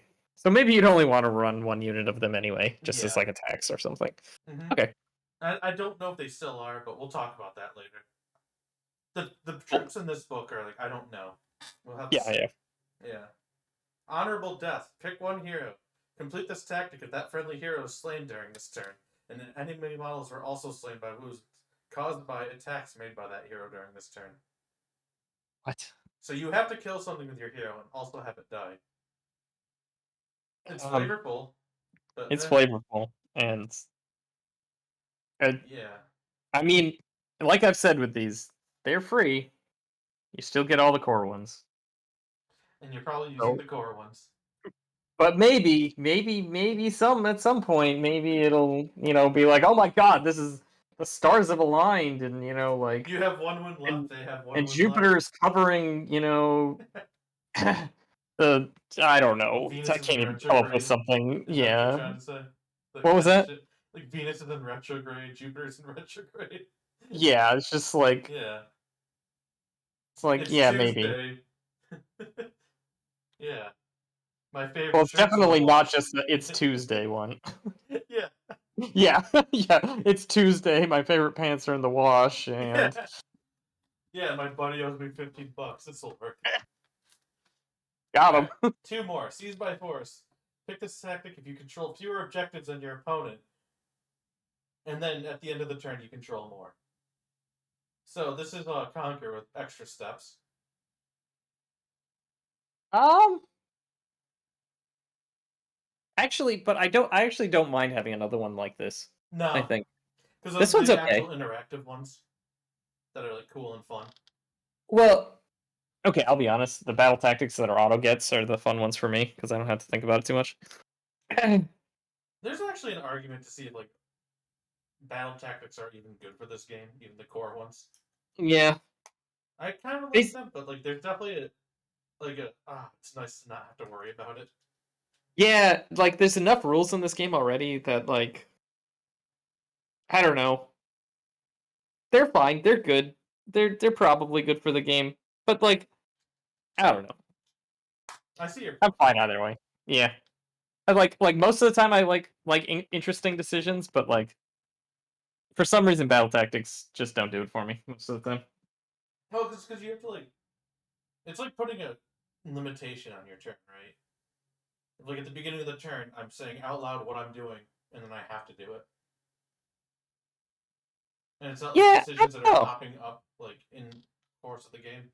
Yeah, I feel like I should like them, but I I don't think know. I do for the most part, but there's definitely times where it's just like they're either too auto getty or it's just like random. Yeah, or there's like nothing I feel like I can actually do, or Yeah. yeah, It's yeah. one of those things where I think they're good, but they need to be like fleshed out a little more. And I think that just comes with playing and getting feedback, unfortunately. I think this one's 1 second. Yeah. I don't know. I don't like the book ones to begin with anyway. Because I think it makes haves and haves nots, and this is the exact reason why we got away from battalions. Yeah, Second I edition. mean yeah, because then like you're more like if you have a book, you're more likely to be able Yeah. um to get them right And I because you think have it's more just. options. And then we're one book away of one being like an absurd auto take. Well, once again, I feel like that's not really true because it just gets you 2 points, right? Yeah. And like it's not like Just the core ones are so good to begin with that it's probably not going to happen. yeah, like I feel okay. I feel like if there was like a 0% chance of getting a core one, just hypothetically, you Yeah. actually couldn't do it. There was no chance, and then you had one that was literally gained 2 points, right? Mm-hmm. it doesn't change the game that much. You'd be like, well, that's dumb. But like, it's not going to be like, oh, you're going to win all kinds of tournaments because you have it, right? Yeah, it's probably true. Like if it was like gain like a ridiculous outsized amount of points, like sure maybe Mm-hmm. 2 points. If we think battle strategies usually don't, or grand strategies usually don't matter, like I don't think one like auto take battle tactic is gonna like super change the game. They would if the core ones weren't so easy to get. Like if all the core ones are insanely difficult, and then there's But this then, one here, but like the father and the son are alive. That one would like clearly be better, right? oh, I'm not saying it wouldn't make a difference. I'm just saying it's not gonna make an outsized difference on the game. Yeah, you're probably right. Yeah, that's all I'm saying. Yeah. Mm-hmm. All right, we got one more battle tactic, and this one's All right. hilarious but terrible. Okay. Ignominious death. Pick one enemy hero. Complete this tactic if the hero is slain by wounds caused by throwing axes this turn. Right? Oh, It's that's so terrible. garbage. It's But terrible. yeah, okay. Mm-hmm. But I yeah, mean, again, if somebody's got like one wound left and they're like a foot hero, yeah, it's like yeah, you'll take it, I they're guess. like, no, no, no, no, no, no, no. It's kind of But you funny. know what? You know the sad thing is, I wouldn't even be like confident that like all of my throwing axes from one unit could do it Oh yeah, for sure. Yeah, because it's like, oh man, oh that's funny. it's so funny though. Yeah, it is. All right, now we're onto the units. Let's talk about the Rune Father and Magmadrov. All right, the Big Daddy Lizard here. Yep. 16 wounds, 4 up, Bravery 8. And it moves 12 and it degrades to 8. And, okay, yeah, so it's 4 attacks, 3s, 3s, minus 1, 3 damage for the axe. So with the extra rend and damage, it would be minus 2, 4 damage. Yeah. Could get up to rend 4, that's pretty silly. Yeah. Yeah, and then it has 3 bite attacks that are 4s, 2s, minus 2, d3. And 6 degrade to 3 horns, which are 3s, 3s, minus 1, 2. Yeah, How many points is this guy? 360. Okay. All right. Oh yeah, it's literally right there. I see it now. Yeah. So like 16 wounds, 4 up. It's not great, but it's not embarrassing for 360. Yeah, like you definitely have to like look at it in the face of it's 360. Yeah. We Yeah. talked about the Roaring Fire stream a little bit. That one's pretty good. Or like the breath weapon, and we're like, it's fine. Does he have any like cool special abilities that really add Let's on? see.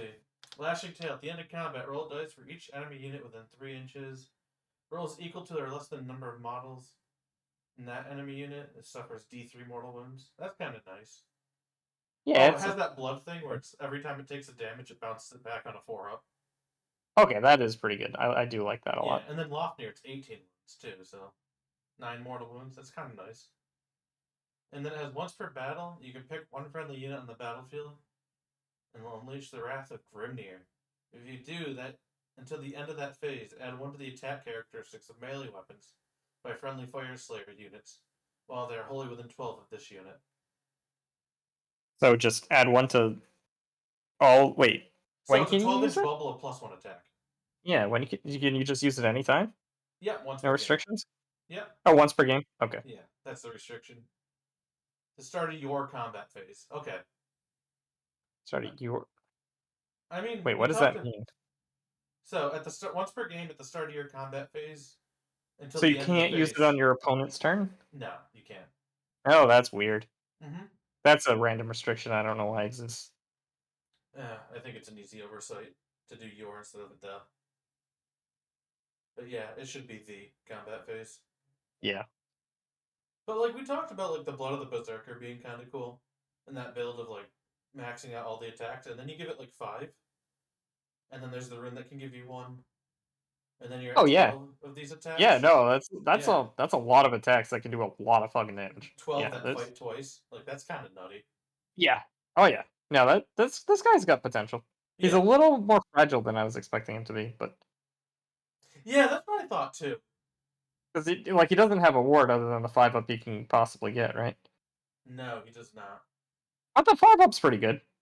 But you can only get that for a turn, maybe 2. Yeah, exactly. And probably only 1 unless you're taking the thing for more relics. This seems like laughable compared to the Achelian King. Line King but seems so goddamn good, he man. Holy seems shit. insanely good compared to like the Drakesworn Templar, who is Yeah. 16 wounds with a 4-up save Yeah. at like almost 500. Yeah, that's a good point. I think he's good, but I don't think he's King good.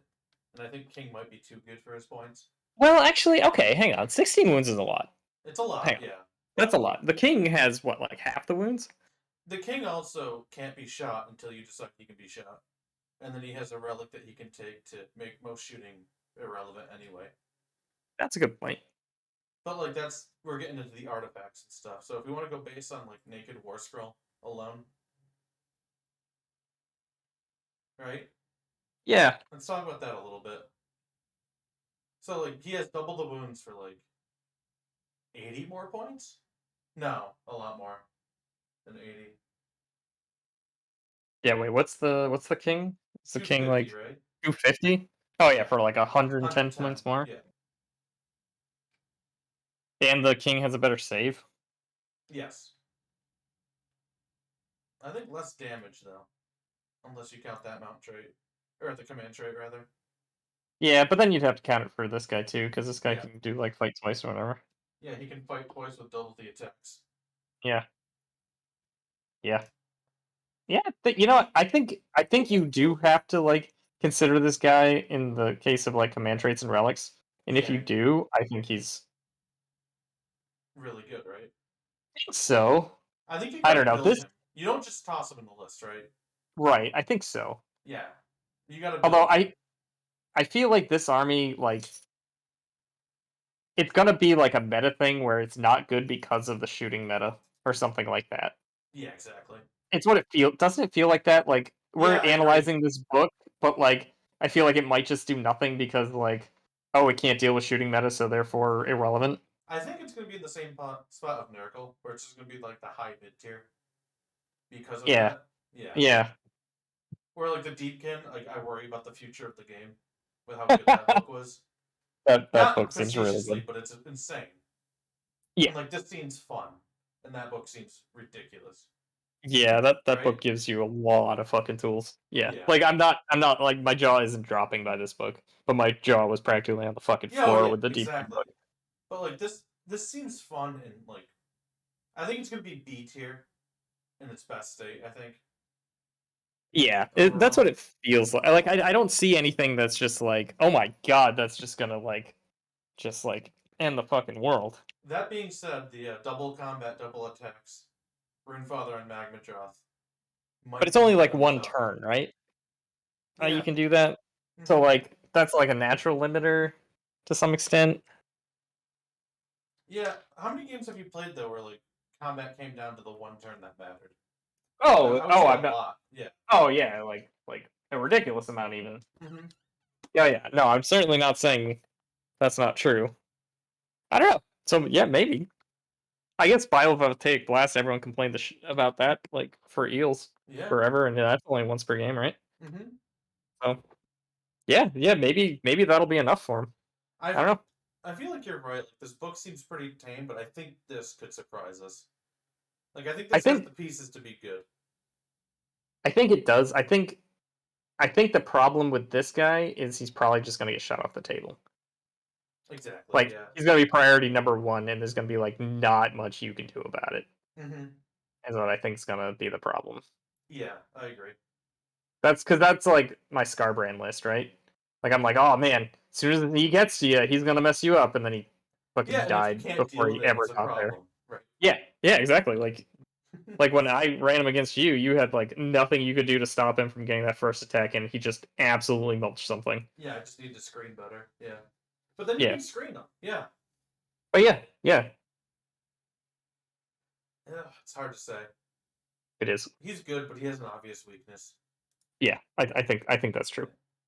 Yeah. Yeah, All right, let's and talk like about. like he'll probably be good in like a different meta, but Yeah. like and like he might be good in this meta. Like I don't want to discount him like straight off, He has like merit, offhand, but I but don't know, is what I think. yeah, yeah. Like I feel like this is like a we're gonna have to see like what happens.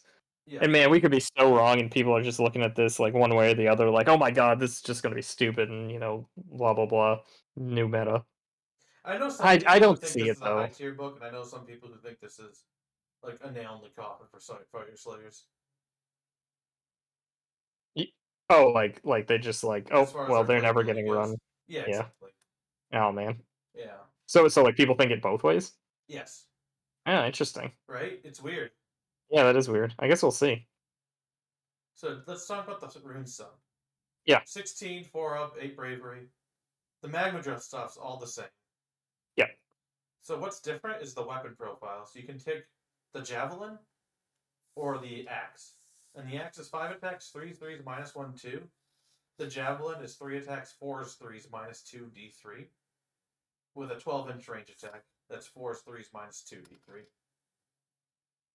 I think there's something about the javelin being special. No, there's not. Okay. So can you only is the Rune Father unique? No, you can take He's not. multiple. Yeah. Oh, interesting. Okay. Yep. We only So have is one this named hero in this book, and it's the Underworld's World Band, which we're gonna skip because he's unremarkable. Yeah, that's fair. So yeah. Oh, I was just gonna say, like, is this guy only 40 points worse than the Rune Father? Are you saying you'd rather bring multiple Rune Fathers instead of? Well, I guess that's my question, yeah. Like, Yeah. So let's finish the rules because he's got one more thing. okay. Where if an unmodified hit roll for an attack made by this unit targets a monster is 6. The attack causes a number of mortal wounds equal to the damage characteristic. This effect only applies to the, or it has no effect on the unit's mounts. So the melee weapons do mortal wounds on 6s to monsters. So I think Okay. going back to your point, these are battle line and Lofnir. The rest of them aren't. So if you want to do if you want it as the battle line option, like that's fine. But I think otherwise the Rune Father is always better. It feels like it. Yeah. Yeah, like maybe like, oops, I'm 40 points over, I'll switch one route, right? Yeah. Yeah. If you really want one as a battle line, it's fine. Yeah. Yeah, I think this thing took a huge nerf because they all went up in points, and this one used to be like reroll hits and wounds if it was within 6 inches of another Rune Sun. Oh, that's kind of cool. Yeah, That's and it's gone. gone. Yeah. Yeah, that's sad. Yeah. But yeah, 320. I think that's a little much for this guy. Yeah, especially compared to the Rune Father, I think. Yeah, I don't know. He doesn't have any special things. I think the weapons are way worse across the board. Yeah, I it think seems I'd like it. take the axe every time, so I don't really care about the javelin. I don't think. Yeah, like as a 12-inch range weapon, like that's not really. That doesn't feel like his job, No, right? It's not. It doesn't feel like what they want to be doing. They're hitting not on like, fours. ooh, look, I'm a shooting army. Ooh, Yeah, it's like, no, you're exactly. not. Yeah, And he doesn't even get the special ability against in shooting for the mortal wounds, right? yeah. So yeah, I think unfortunately that's like a pass on him. Like you're gonna run him, but like it's gonna be because your list points didn't quite work out, and or something Or like you that, really want him as battle line. Yeah, or you that's really it. want him as battle line. Exactly. We have one more Magmadrov to go over. Yep. This is the priest one. Okay. So ignore all the weapons from the other ones. It's just the Magmadrov. And then you have like an axe that's like 4s, 3s, no run, 2 damage, 2 attacks. Oh, okay, whatever. 340 points. He's a priest and he has runic empowerment, which is Pran of 3, range of 12, and if he's carrying the rune iron, it's 18-inch range. Mhm. Uh, or for the forge key, it's 18-inch range, or the rune iron, it's reroll the champ roll. And then you pick one friendly Fyreslayer unit within range and add 1 to wound rolls for attacks made by that unit's weapon to your next hero phase. Okay, I think it's fine, right? fine. Yeah, and he So he's a priest, so like there's he some gives good like priest at lores, least right? the utility, right? Yeah. Exactly, yeah. Right. And we talked about 2 of those lores being really good. Yeah, Like adding 1 to wounds is pretty decent too, if you need the damage. and that's just like a. Oh, is that his like war scroll one? You were Yes. saying? Okay. Yep. 340 points though. It's kind of expensive. I think you'd only ever take one of these. If you Probably, took yeah. one, yeah. Yeah. Because then you probably just are running The father. the father or like foot ones, right? Yeah, exactly. Yeah. Alright. Rune Father on foot. So He's got the axe weapon, like the 4 attacks, 3/3 -1/3. He's got a retinue, which you can pick one or Hearthguard or Hearthguard Berserker units to be in the retinue. After. So I think this gives a 3-up bodyguard to the retinue. So if you shoot the Rune Father on a 3-up, it goes to your retinue that he is attached to. It's kind of cool. Yeah. And then he can fight in tandem with his retinue, which is nice. Yeah. And then he has the 12-inch bubble of add 1 to attacks, which is much smaller on a 35mm basic as opposed to 100mm oval, of course. It's true. Yeah. That's very true. That's like something to think about. Like it's not actually a circle just from the middle. It's drawn out from their base. Yeah. And that always gets me every time when I like actually see it out. It's like, oh, hang on, that It's was weird. better than I thought. Yeah. Yeah. But yeah, so 125 points for that is not bad for a foot here, I don't think. Yeah. Yeah. I think I just would take him on the Magmadrov though. If Probably. I like this effect. Yeah. But like maybe there's merit if you don't really want 125 points. Yeah. That's not too bad. He's not gonna get shot off the board, and that's a pretty good once per game. +1 attack aura, right? Yeah. Yeah, like yeah, maybe that is like maybe there is a thing there. Yeah. I don't know. And the tandem is pretty interesting too. And you can only ever be affected by one rune of the same or one aura of the same name at a time, right? That's just like core rules. Okay. Yeah. Alright, let's talk about the Rune Sun at 80 points. 80 points. Oh man, they tried real hard at making this guy good. Yeah, so he's got the retinue, he's got the fight in tandem, and then the 6 to wound on a monster, or 6 to hit on a monster and number of mortal wounds equal to the damage characteristic. Well, like, is that in addition? Or flat? It's, the attack sequence ends. Oh, okay. So it's not in addition, no. I wouldn't run this. I mean, you're gonna, because it's 80 points. But it's gonna fill, like it's just gonna... other heroes at 80 points? Yeah, probably not then. So let's talk about those later when we get to them. But yeah, I don't see myself ever running this. Well, yeah. I mean, if there are others that are, also 80 points, then remember the it's my only argument. Fury of the Deep guy that like can add 1 damage to your weapons. He's 80 points. Oh yeah, there you go. Yeah. Yeah, he doesn't seem good enough. No. All right, Rune Master. So, this guy is a priest. He knows all of the scriptures of the Fyreslayers instead of just one. Mhm. That's cool. That is cool. Yeah. If he's within 3 inches of a friendly rune, or if your general's within 3 inches of a Rune Master, receive an additional command point. I like that. Oh, that's interesting. Yeah, and what's his prayer? Oh yeah, this one's cool actually. So you pick a terrain feature within 18, and then roll a dice for each enemy model within 1 inch of that terrain feature. For each 6, that model suffers 1 mortal wound until your next hero phase. It blocks line of sight. Huh. That's not bad, right? Yeah, that could be okay. Mm-hmm. Yeah, it doesn't stop the Lumina, but it stops a lot of other shooting, which was our issue with our Magmadrov. Yeah. So, like, there's merit. Yeah. Alright, Rune Smiter. I like this guy a lot. So he's got the add 1 to wound prayer that the other Rune Smiter has, but he can tunnel with himself in another unit. And then you can... Oh, that's kind of cool. Wholly within... Yeah, so it's anywhere on the board outside of 9 of enemies, and they're wholly within 12 of each other. Oh, that's pretty good. Yeah, right? Yeah. I think, 135. Do you set them up that way, or can they do that during the game? Instead of setting up this unit on the battlefield, you put them in reserve. That makes sense. Yeah. Oh, that's good. That's like the Soul Scryer from Deepkin. Except for 1 less unit. It's better.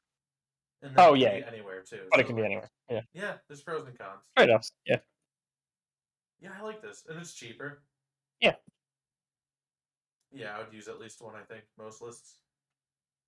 All right, I lied. The Flamekeeper's 90. which is the one from Fury of the Deep.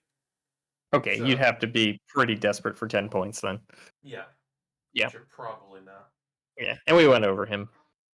So Yeah, and we thought it was weird that you have an elite army that you want your models to die in, but yeah, it's something.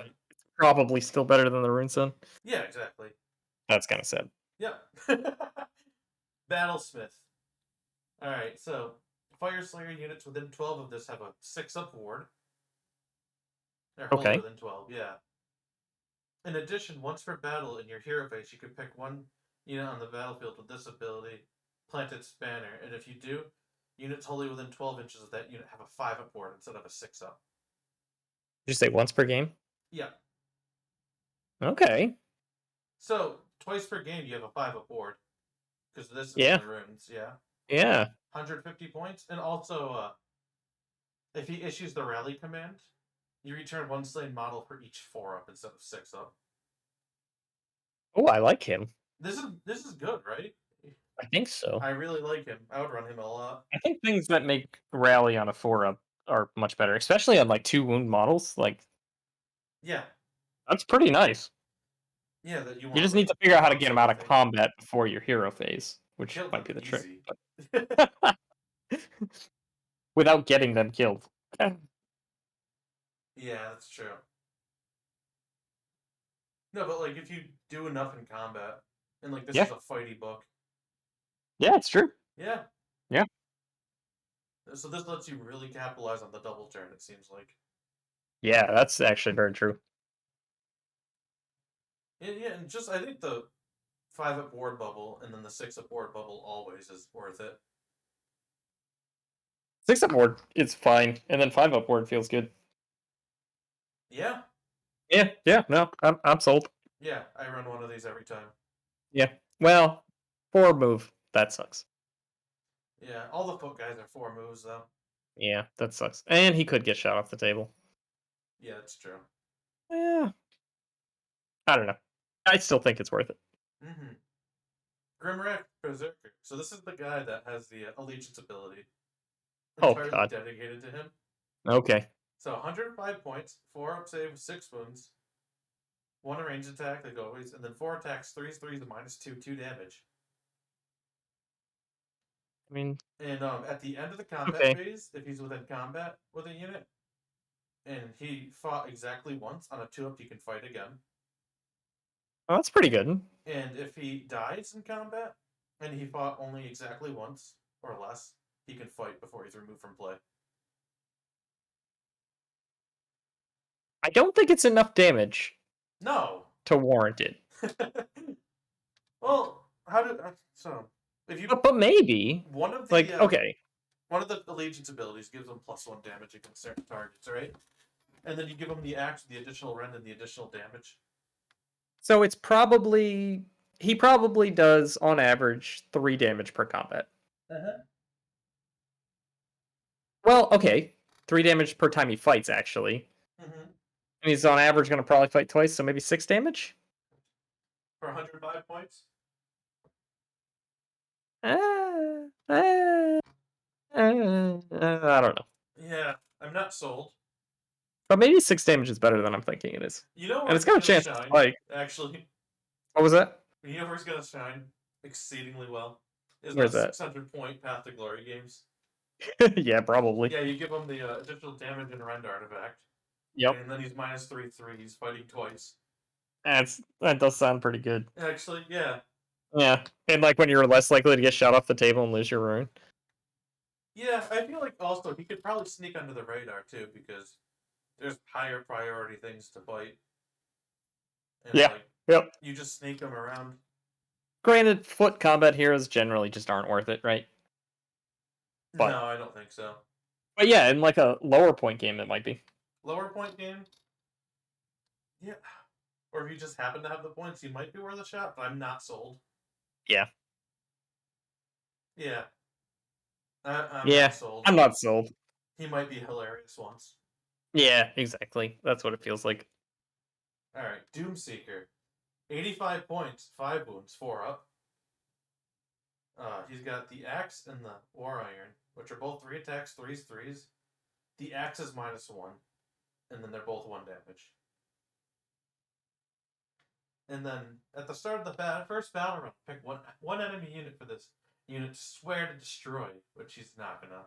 The end of that combat phase, if this unit is within 3 inches of that unit and has fought no more than once in that phase, the unit can fight, but it can only target that unit. In addition, in the combat phase, if this unit is destroyed within 3 inches of the unit it has sworn to destroy and has fought no more than once in that phase, this unit can fight before it's removed from play. That is so many words for that ability. For I don't care, yeah. Oh my god. Well, okay, it's 85 points, so like. He's got another roll too. All Let's do right. that real quick. Yeah. Add 1 I. damage. Okay. Yeah. What's up? Oh, I was just gonna say. I thought with the amount of words you were saying that it had to be the whole thing. No. All No. He's right, got go. 1 more. Add 1 to the damage characteristic of this unit's melee weapons. That unit has 1 wound allocated to it. Add 2 to the damage characteristic of this unit's melee weapons. Instead, if this unit has 2 or more wounds allocated to it, or if the Oathbound ability allowed this unit to fight before being removed from play. So that's actually 6 attacks. Actually, damage. okay, all of a sudden that's doing damage. Like, if you can... Like, maybe now. Yeah. Actually, that doesn't sound too bad. Do you give it the axe for the additional run and additional damage? Probably not, because I'm probably just looking for it to get killed and then just, like, hit for 3 damage.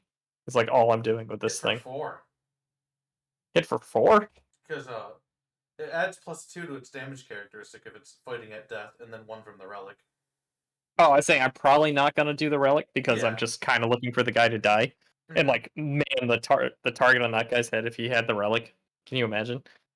Yeah, Although you take the lodge that gives you all the extra relics, and That's then what I was like saying, suddenly yeah. it feels maybe worth it. Yeah, exactly. Oh man, Like the okay, other- all yeah, right. 'cause, like, that was This the guy, third one on our this list, guy's right? okay. Yeah, you run 6 of Yeah. these, right? Yeah, you could.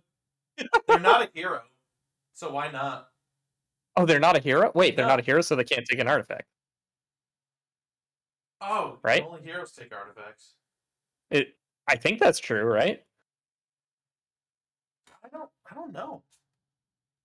I think That's that a has core to be rule true. thing. Yeah. That sounds very right. I gotta look that up because I'm not quite sure off the top of my head. So wait, if it's not, then you could run like 10 of these for 850 points. And they're just like 10 little guys that all just run around and like go kill their thing. Yeah, they're not heroes for sure because they're later in the book. Yeah, well, they are right after Grimrat Berserker, but He's not a hero either, I don't think. oh yeah, he is. Oh, okay. Yeah, like I think I can see the hero Oh, keyword. I can see it So- too. Yeah. So he might be a hero. If he is a hero, then yeah. But oh, it'd be weird if he wasn't, because then you could do some wacky things. Oh, he is a hero. Okay. Oh, okay, all right. Never mind. Because I remember in 2nd edition he wasn't. Oh yeah, that's just weird. Okay, Yeah. so you can give him the artifact. Okay, all right. Yeah, you can. We got to it. All right. But, Yeah, that could be cool. He's way better than the Rune Son, I think so. right? Yeah. Man, that's sad. Yeah. But okay. This guy's hilarious, but I wouldn't count on him to do anything. Yeah. But he's also your cheapest screen. I mean the Magmadrov.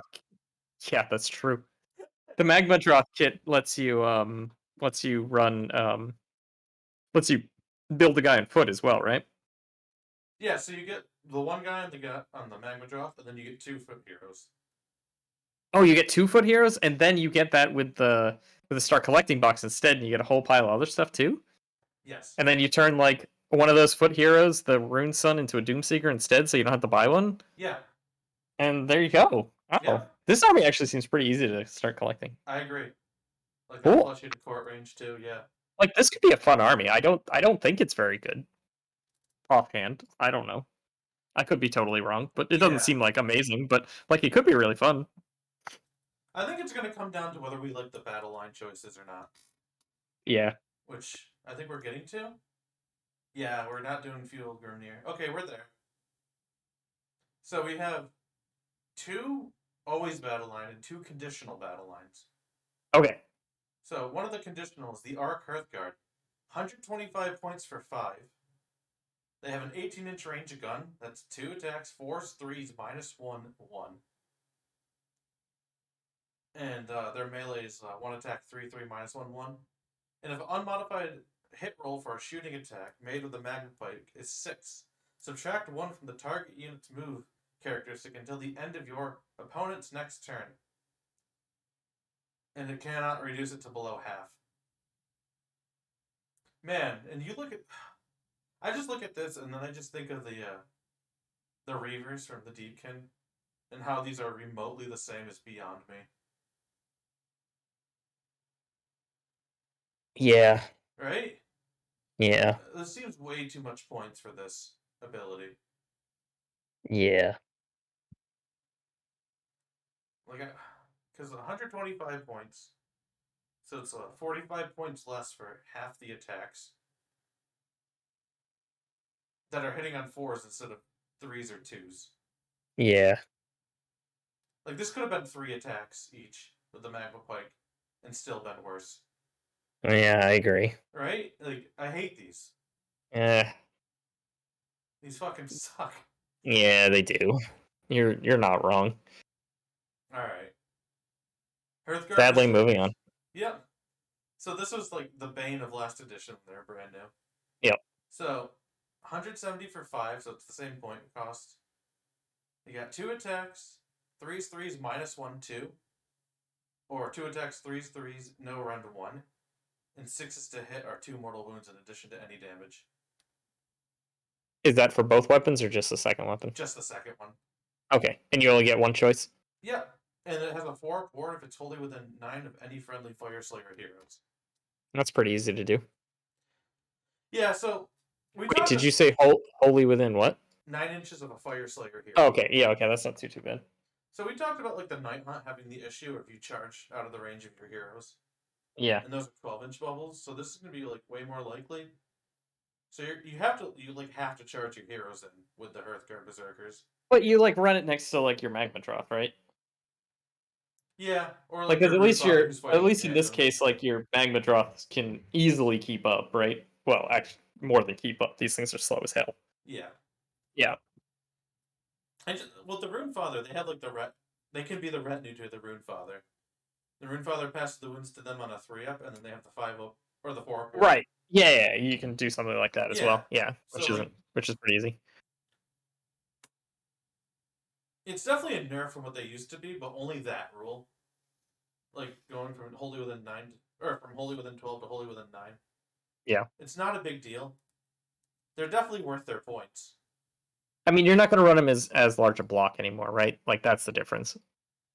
Yeah, you're running them in 15s. Yeah. Like, you used to be able to run these in 30s, right? Or something silly. Oh, yeah. Like that. It's too much. Yeah. But like, so you're already not running them in, like... You're probably running these in, like, a unit of 10, in which case the 9 inches is probably okay. They got the 2-inch weapons, too, which is nice. Oh, that is very nice, actually. Yeah. That's actually very, very helpful. Because I assume they're 32mm bases. Yeah. Yep. So they're still good, I think. Yeah, definitely. Yeah.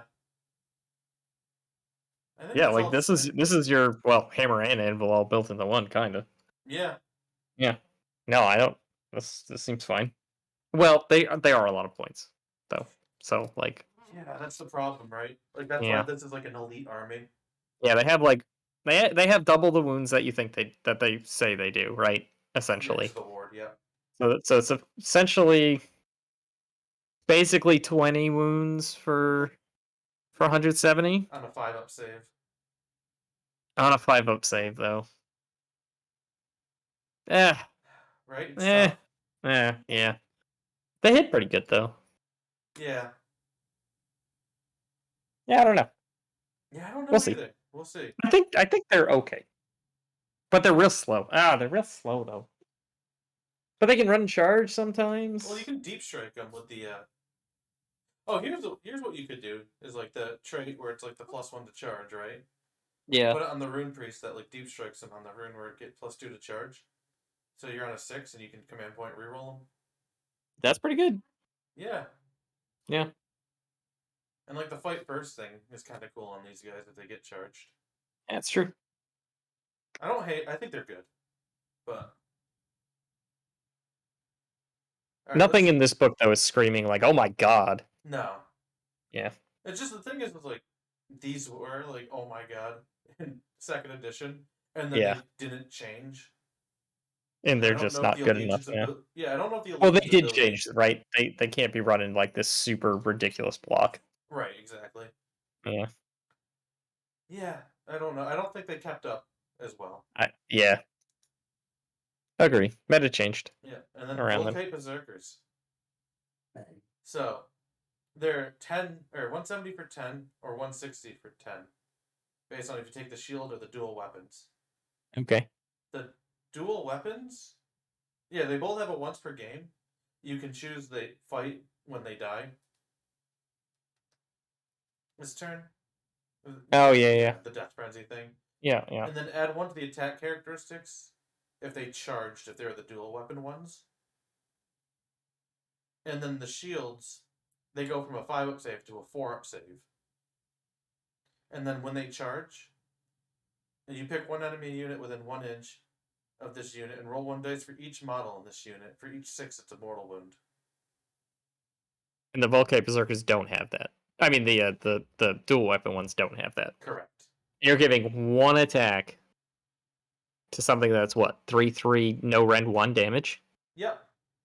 So you take the shields every time because they're better and cheaper. Yes. That's my What issue were with they? it. What were they thinking? Yeah, I don't know. Like, this No. top thing's like 140 points max to me. Yeah, what is that? Yeah. And then 160 for the shield seems like a little Just steep, but correct. yeah, So that's compare so these weird. to Mortek Okay. Guard, right? Yeah, Like, they deal less damage. they do have 2 wounds though.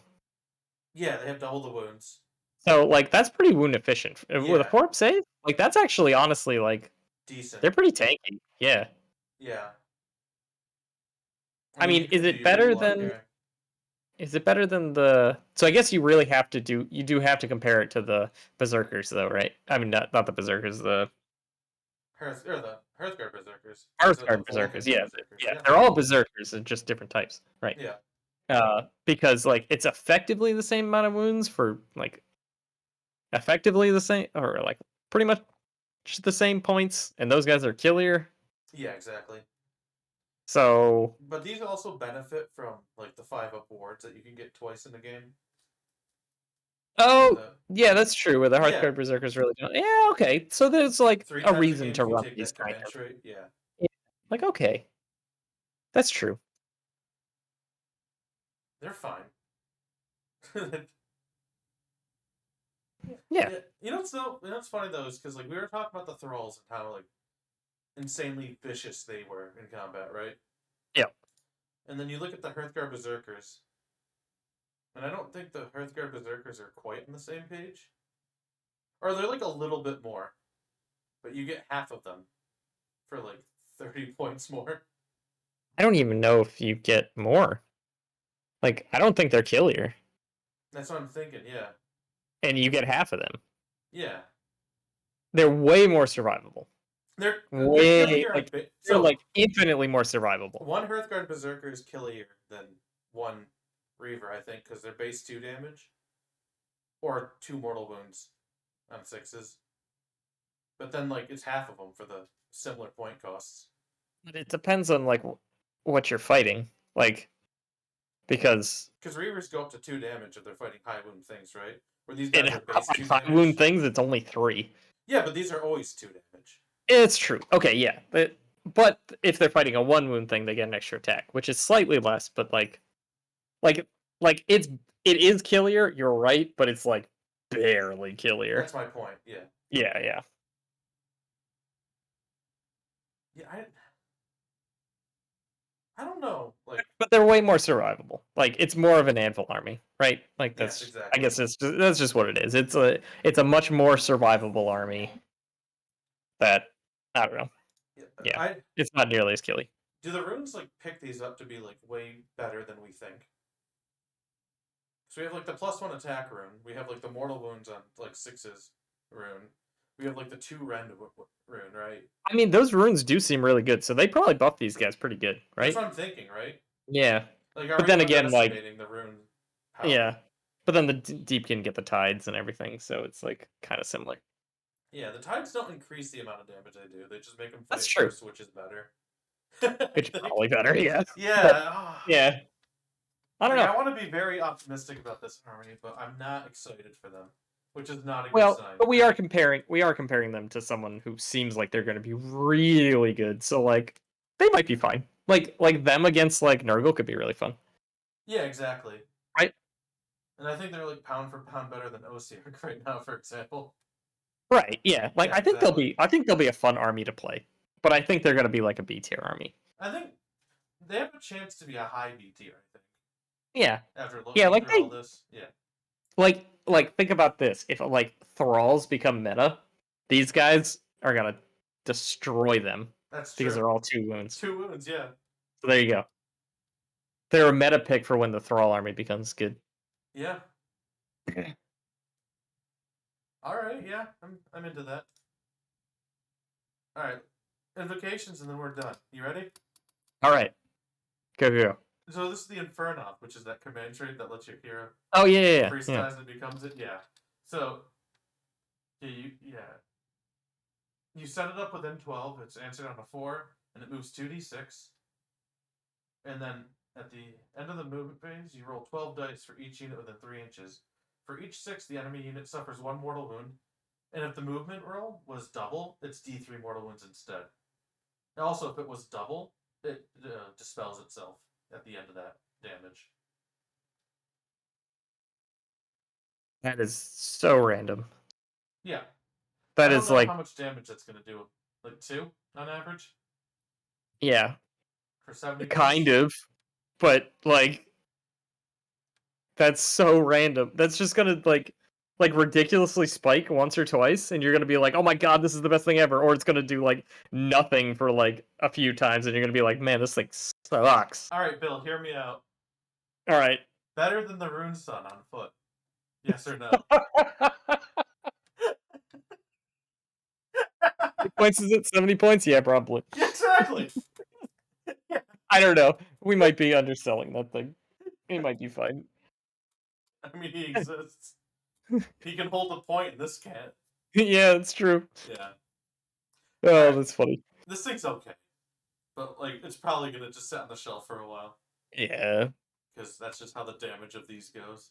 Yeah. Rune? It was a command trait, right, that made you become this. Yes. Yeah, it's sad because Yep. I think the other command traits were better. If it was a relic, this might Oh be yeah. pretty cool. Hell yeah, that'll be cool. Let's do it. Mm-hmm. Yeah. Runic Fireball, 55 points. And nothing can pass through it unless it has fly or is a Magmadrov. Ooh, that's cool. Yeah. And then, at the start of each phase... Yeah. Does it block line of sight? No, it doesn't. Oh, come on. It had one job. Yeah, exactly. It blocks movement, though, for your army that cares about moving. But this rule is cool. The Awakened Runes. At the start of each phase, the commanding player can pick one friendly Fyreslayer unit wholly within 12 inches of this invocation to draw upon its power. If they do, roll a dice. On a 1 through 5, that unit gets a 6-up board until the end of the phase. On a 6-up, that unit gets a 4-up board until the end of the phase. And this invocation is removed from play at the end of the phase. Okay. That's good. Right? Probably. I mean, it has a 1 in 6 chance of being really good, but then otherwise, don't we have so many things that are giving us wards already that we want to run? Yeah. I mean, Like, is it worth like trying to summon this, spending 55 points? I think Maybe. blocking movement is actually insanely powerful in some situations. That's true. Yeah. Because we're talking about, like, this is a low body count army. And, like, it literally stops movement for a lot of armies. Like, you can't make any kind of move through it? Unless you're flying or a Magmadrov. Okay, so it's impassable. So, like, you could put it in a spot where you can't charge me, so I'm guaranteed to be able to send this Magmadrov through and hit you first. Yes. That's not bad. All right. Right? Like, there's It's merit it's to good. this. It's good something. Yeah. Yeah. That's actually not bad. Like I think this could be used to be potentially useful. Yeah. I agree. Yeah. All right. The Zargon Flame Spitter, 55 points. Answers on a 3 within 6 of the priest. And then at the start of the command phase, or commanding player's shooting phase, if there are any friendly priests within 6 inches of this, you can pick one enemy unit within 24 inches of this and roll 12 dice. Add 1 to those rolls if the unit has 10 or more models, or 2 instead of it has 20 or more models. For each 6 up, it suffers 1 mortal wound. And if you roll 4 or more unmodified 6s, it disappears. That's really good at killing hordes. Yeah, which like zombies are existing. That's true. Skaven are on their way, most likely. Yeah. Like, I don't Okay. hate this, right? Yeah, that's not bad. Yeah. It's better shooting than your shooting units, for sure. Oh, for sure. Mm-hmm. Alright, what does this Battleforge do? Alright. Faction terrain, you set it up more than 3 inches from all their shit, whatever, in your territory, impassable.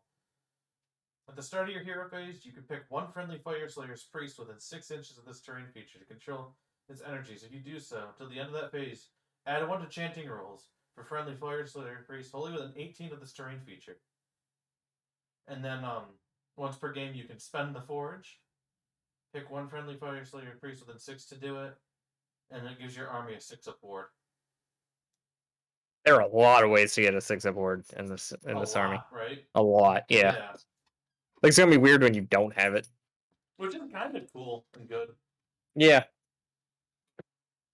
It almost makes you wonder if they should have just freaking given you a 6-up board and called it a day. Yeah, but then what was your Battleforge gonna do, other than letting you reroll your prayers? Well, that's a good point. Yeah, I mean, yeah, this is good. That's it's fine. a decent terrain piece. Yeah. There's better, there's worse. It's basically just an allegiance ability, right? Yeah, like, exactly. Yeah. Yeah, a lot of wards in this book overall. Which is probably pretty needed. Yeah, so we're at the end of the book. Overall, what's good about the book? We have like a good command trait selection. We have pretty good allegiance abilities overall, I'd say here. Yeah. Good artifact selection and like good lodges, except for one. Yeah. But having really 3 interesting choices is really like a lot compared to some books. Yeah. A lot of ward. Decently tanky battle line. Mm-hmm. And then like strong prayers. Like there's a lot going for this. But Yep. like we're afraid that the speed's gonna be a huge issue for this book. Yeah, except for the Magmadrovs, obviously. But yeah, we'll see. Yeah. Magmadrovs feel a little too expensive to me across the board. Yeah, I think that is the problem. I think that's a huge problem. Yeah. And then, but like that can change as like General's handbooks come out and points change, right? Yeah, right. But we'll see where they are. Yeah. Again, like overall, this isn't like dropping and shaking metas. Yeah, well, But I don't it's think going so. to survive a meta decently okay, I think. It's my overall rating. See. Yeah. I think it's gonna bully lower tier armies hard. Probably. yeah. Yeah. Yeah, I'm not super hopeful for this book being high competitive, but I think there's a potential I'm wrong and I'm misreading something or missing some interaction. Yeah, like there could be some like crazy combo in there that makes it like super good, right? Yeah. That's what it feels like. All right. Well, we're like 40 minutes over, so let's it's all right. again. Yeah. We'll show off what we did at the end of the day. There we go. Yeah. See if I can get a good look cool. at it. Got the the bulbous bits and everything with the whatchamacallit. Mm-hmm. I like your lagoon monster, Deepkin. That's what he looks like to me. A monstrous Deepkin, is that what you said? Lagoon monster, like yeah, kind of, right? Yeah. Yeah. But yeah, I'm very happy with this guy. Oh yeah, that guy came out really good. I don't know if you noticed, but I was done by the time we got to the unit, so I wasn't painting at all. Oh, dude, me too. Yeah. And I'm like, I should painting going on for most of the rest. Yeah. But they're like in the kitchen, and fuck it. Yeah. Damn. I wasn't gonna start the next guy. Yeah, I get it. Yeah. But overall, yeah, good progress. Yeah, I actually really like how this looks, which is kind of depressing for me because it was actually kind of a lot of work to like put on all like the little things and Yeah, everything, and and you don't want to redo your army. like I don't want to redo the whole thing, but I actually really like how it came out. So like maybe I'll do like a little bit more, but Lord knows I have so many projects Yeah, right that's the now. problem. So Yep. yeah, but I do like it though, so Mhm. I'm happy. And your guys just like instantly usable and awesome. Thanks, man. All right. Well, that's it for now. We'll talk to you guys next week at our normal time, Wednesday. Yep, I don't know what topic we'll have, but there might be something at that point. We'll see. hopefully. Hopefully, we'll see something about the crossbow archers for Night. Oh my god, yeah, I want it. Yeah, me too. If no other reason for you. Oh, very sweet of you. All right, talk to you guys later. See you guys.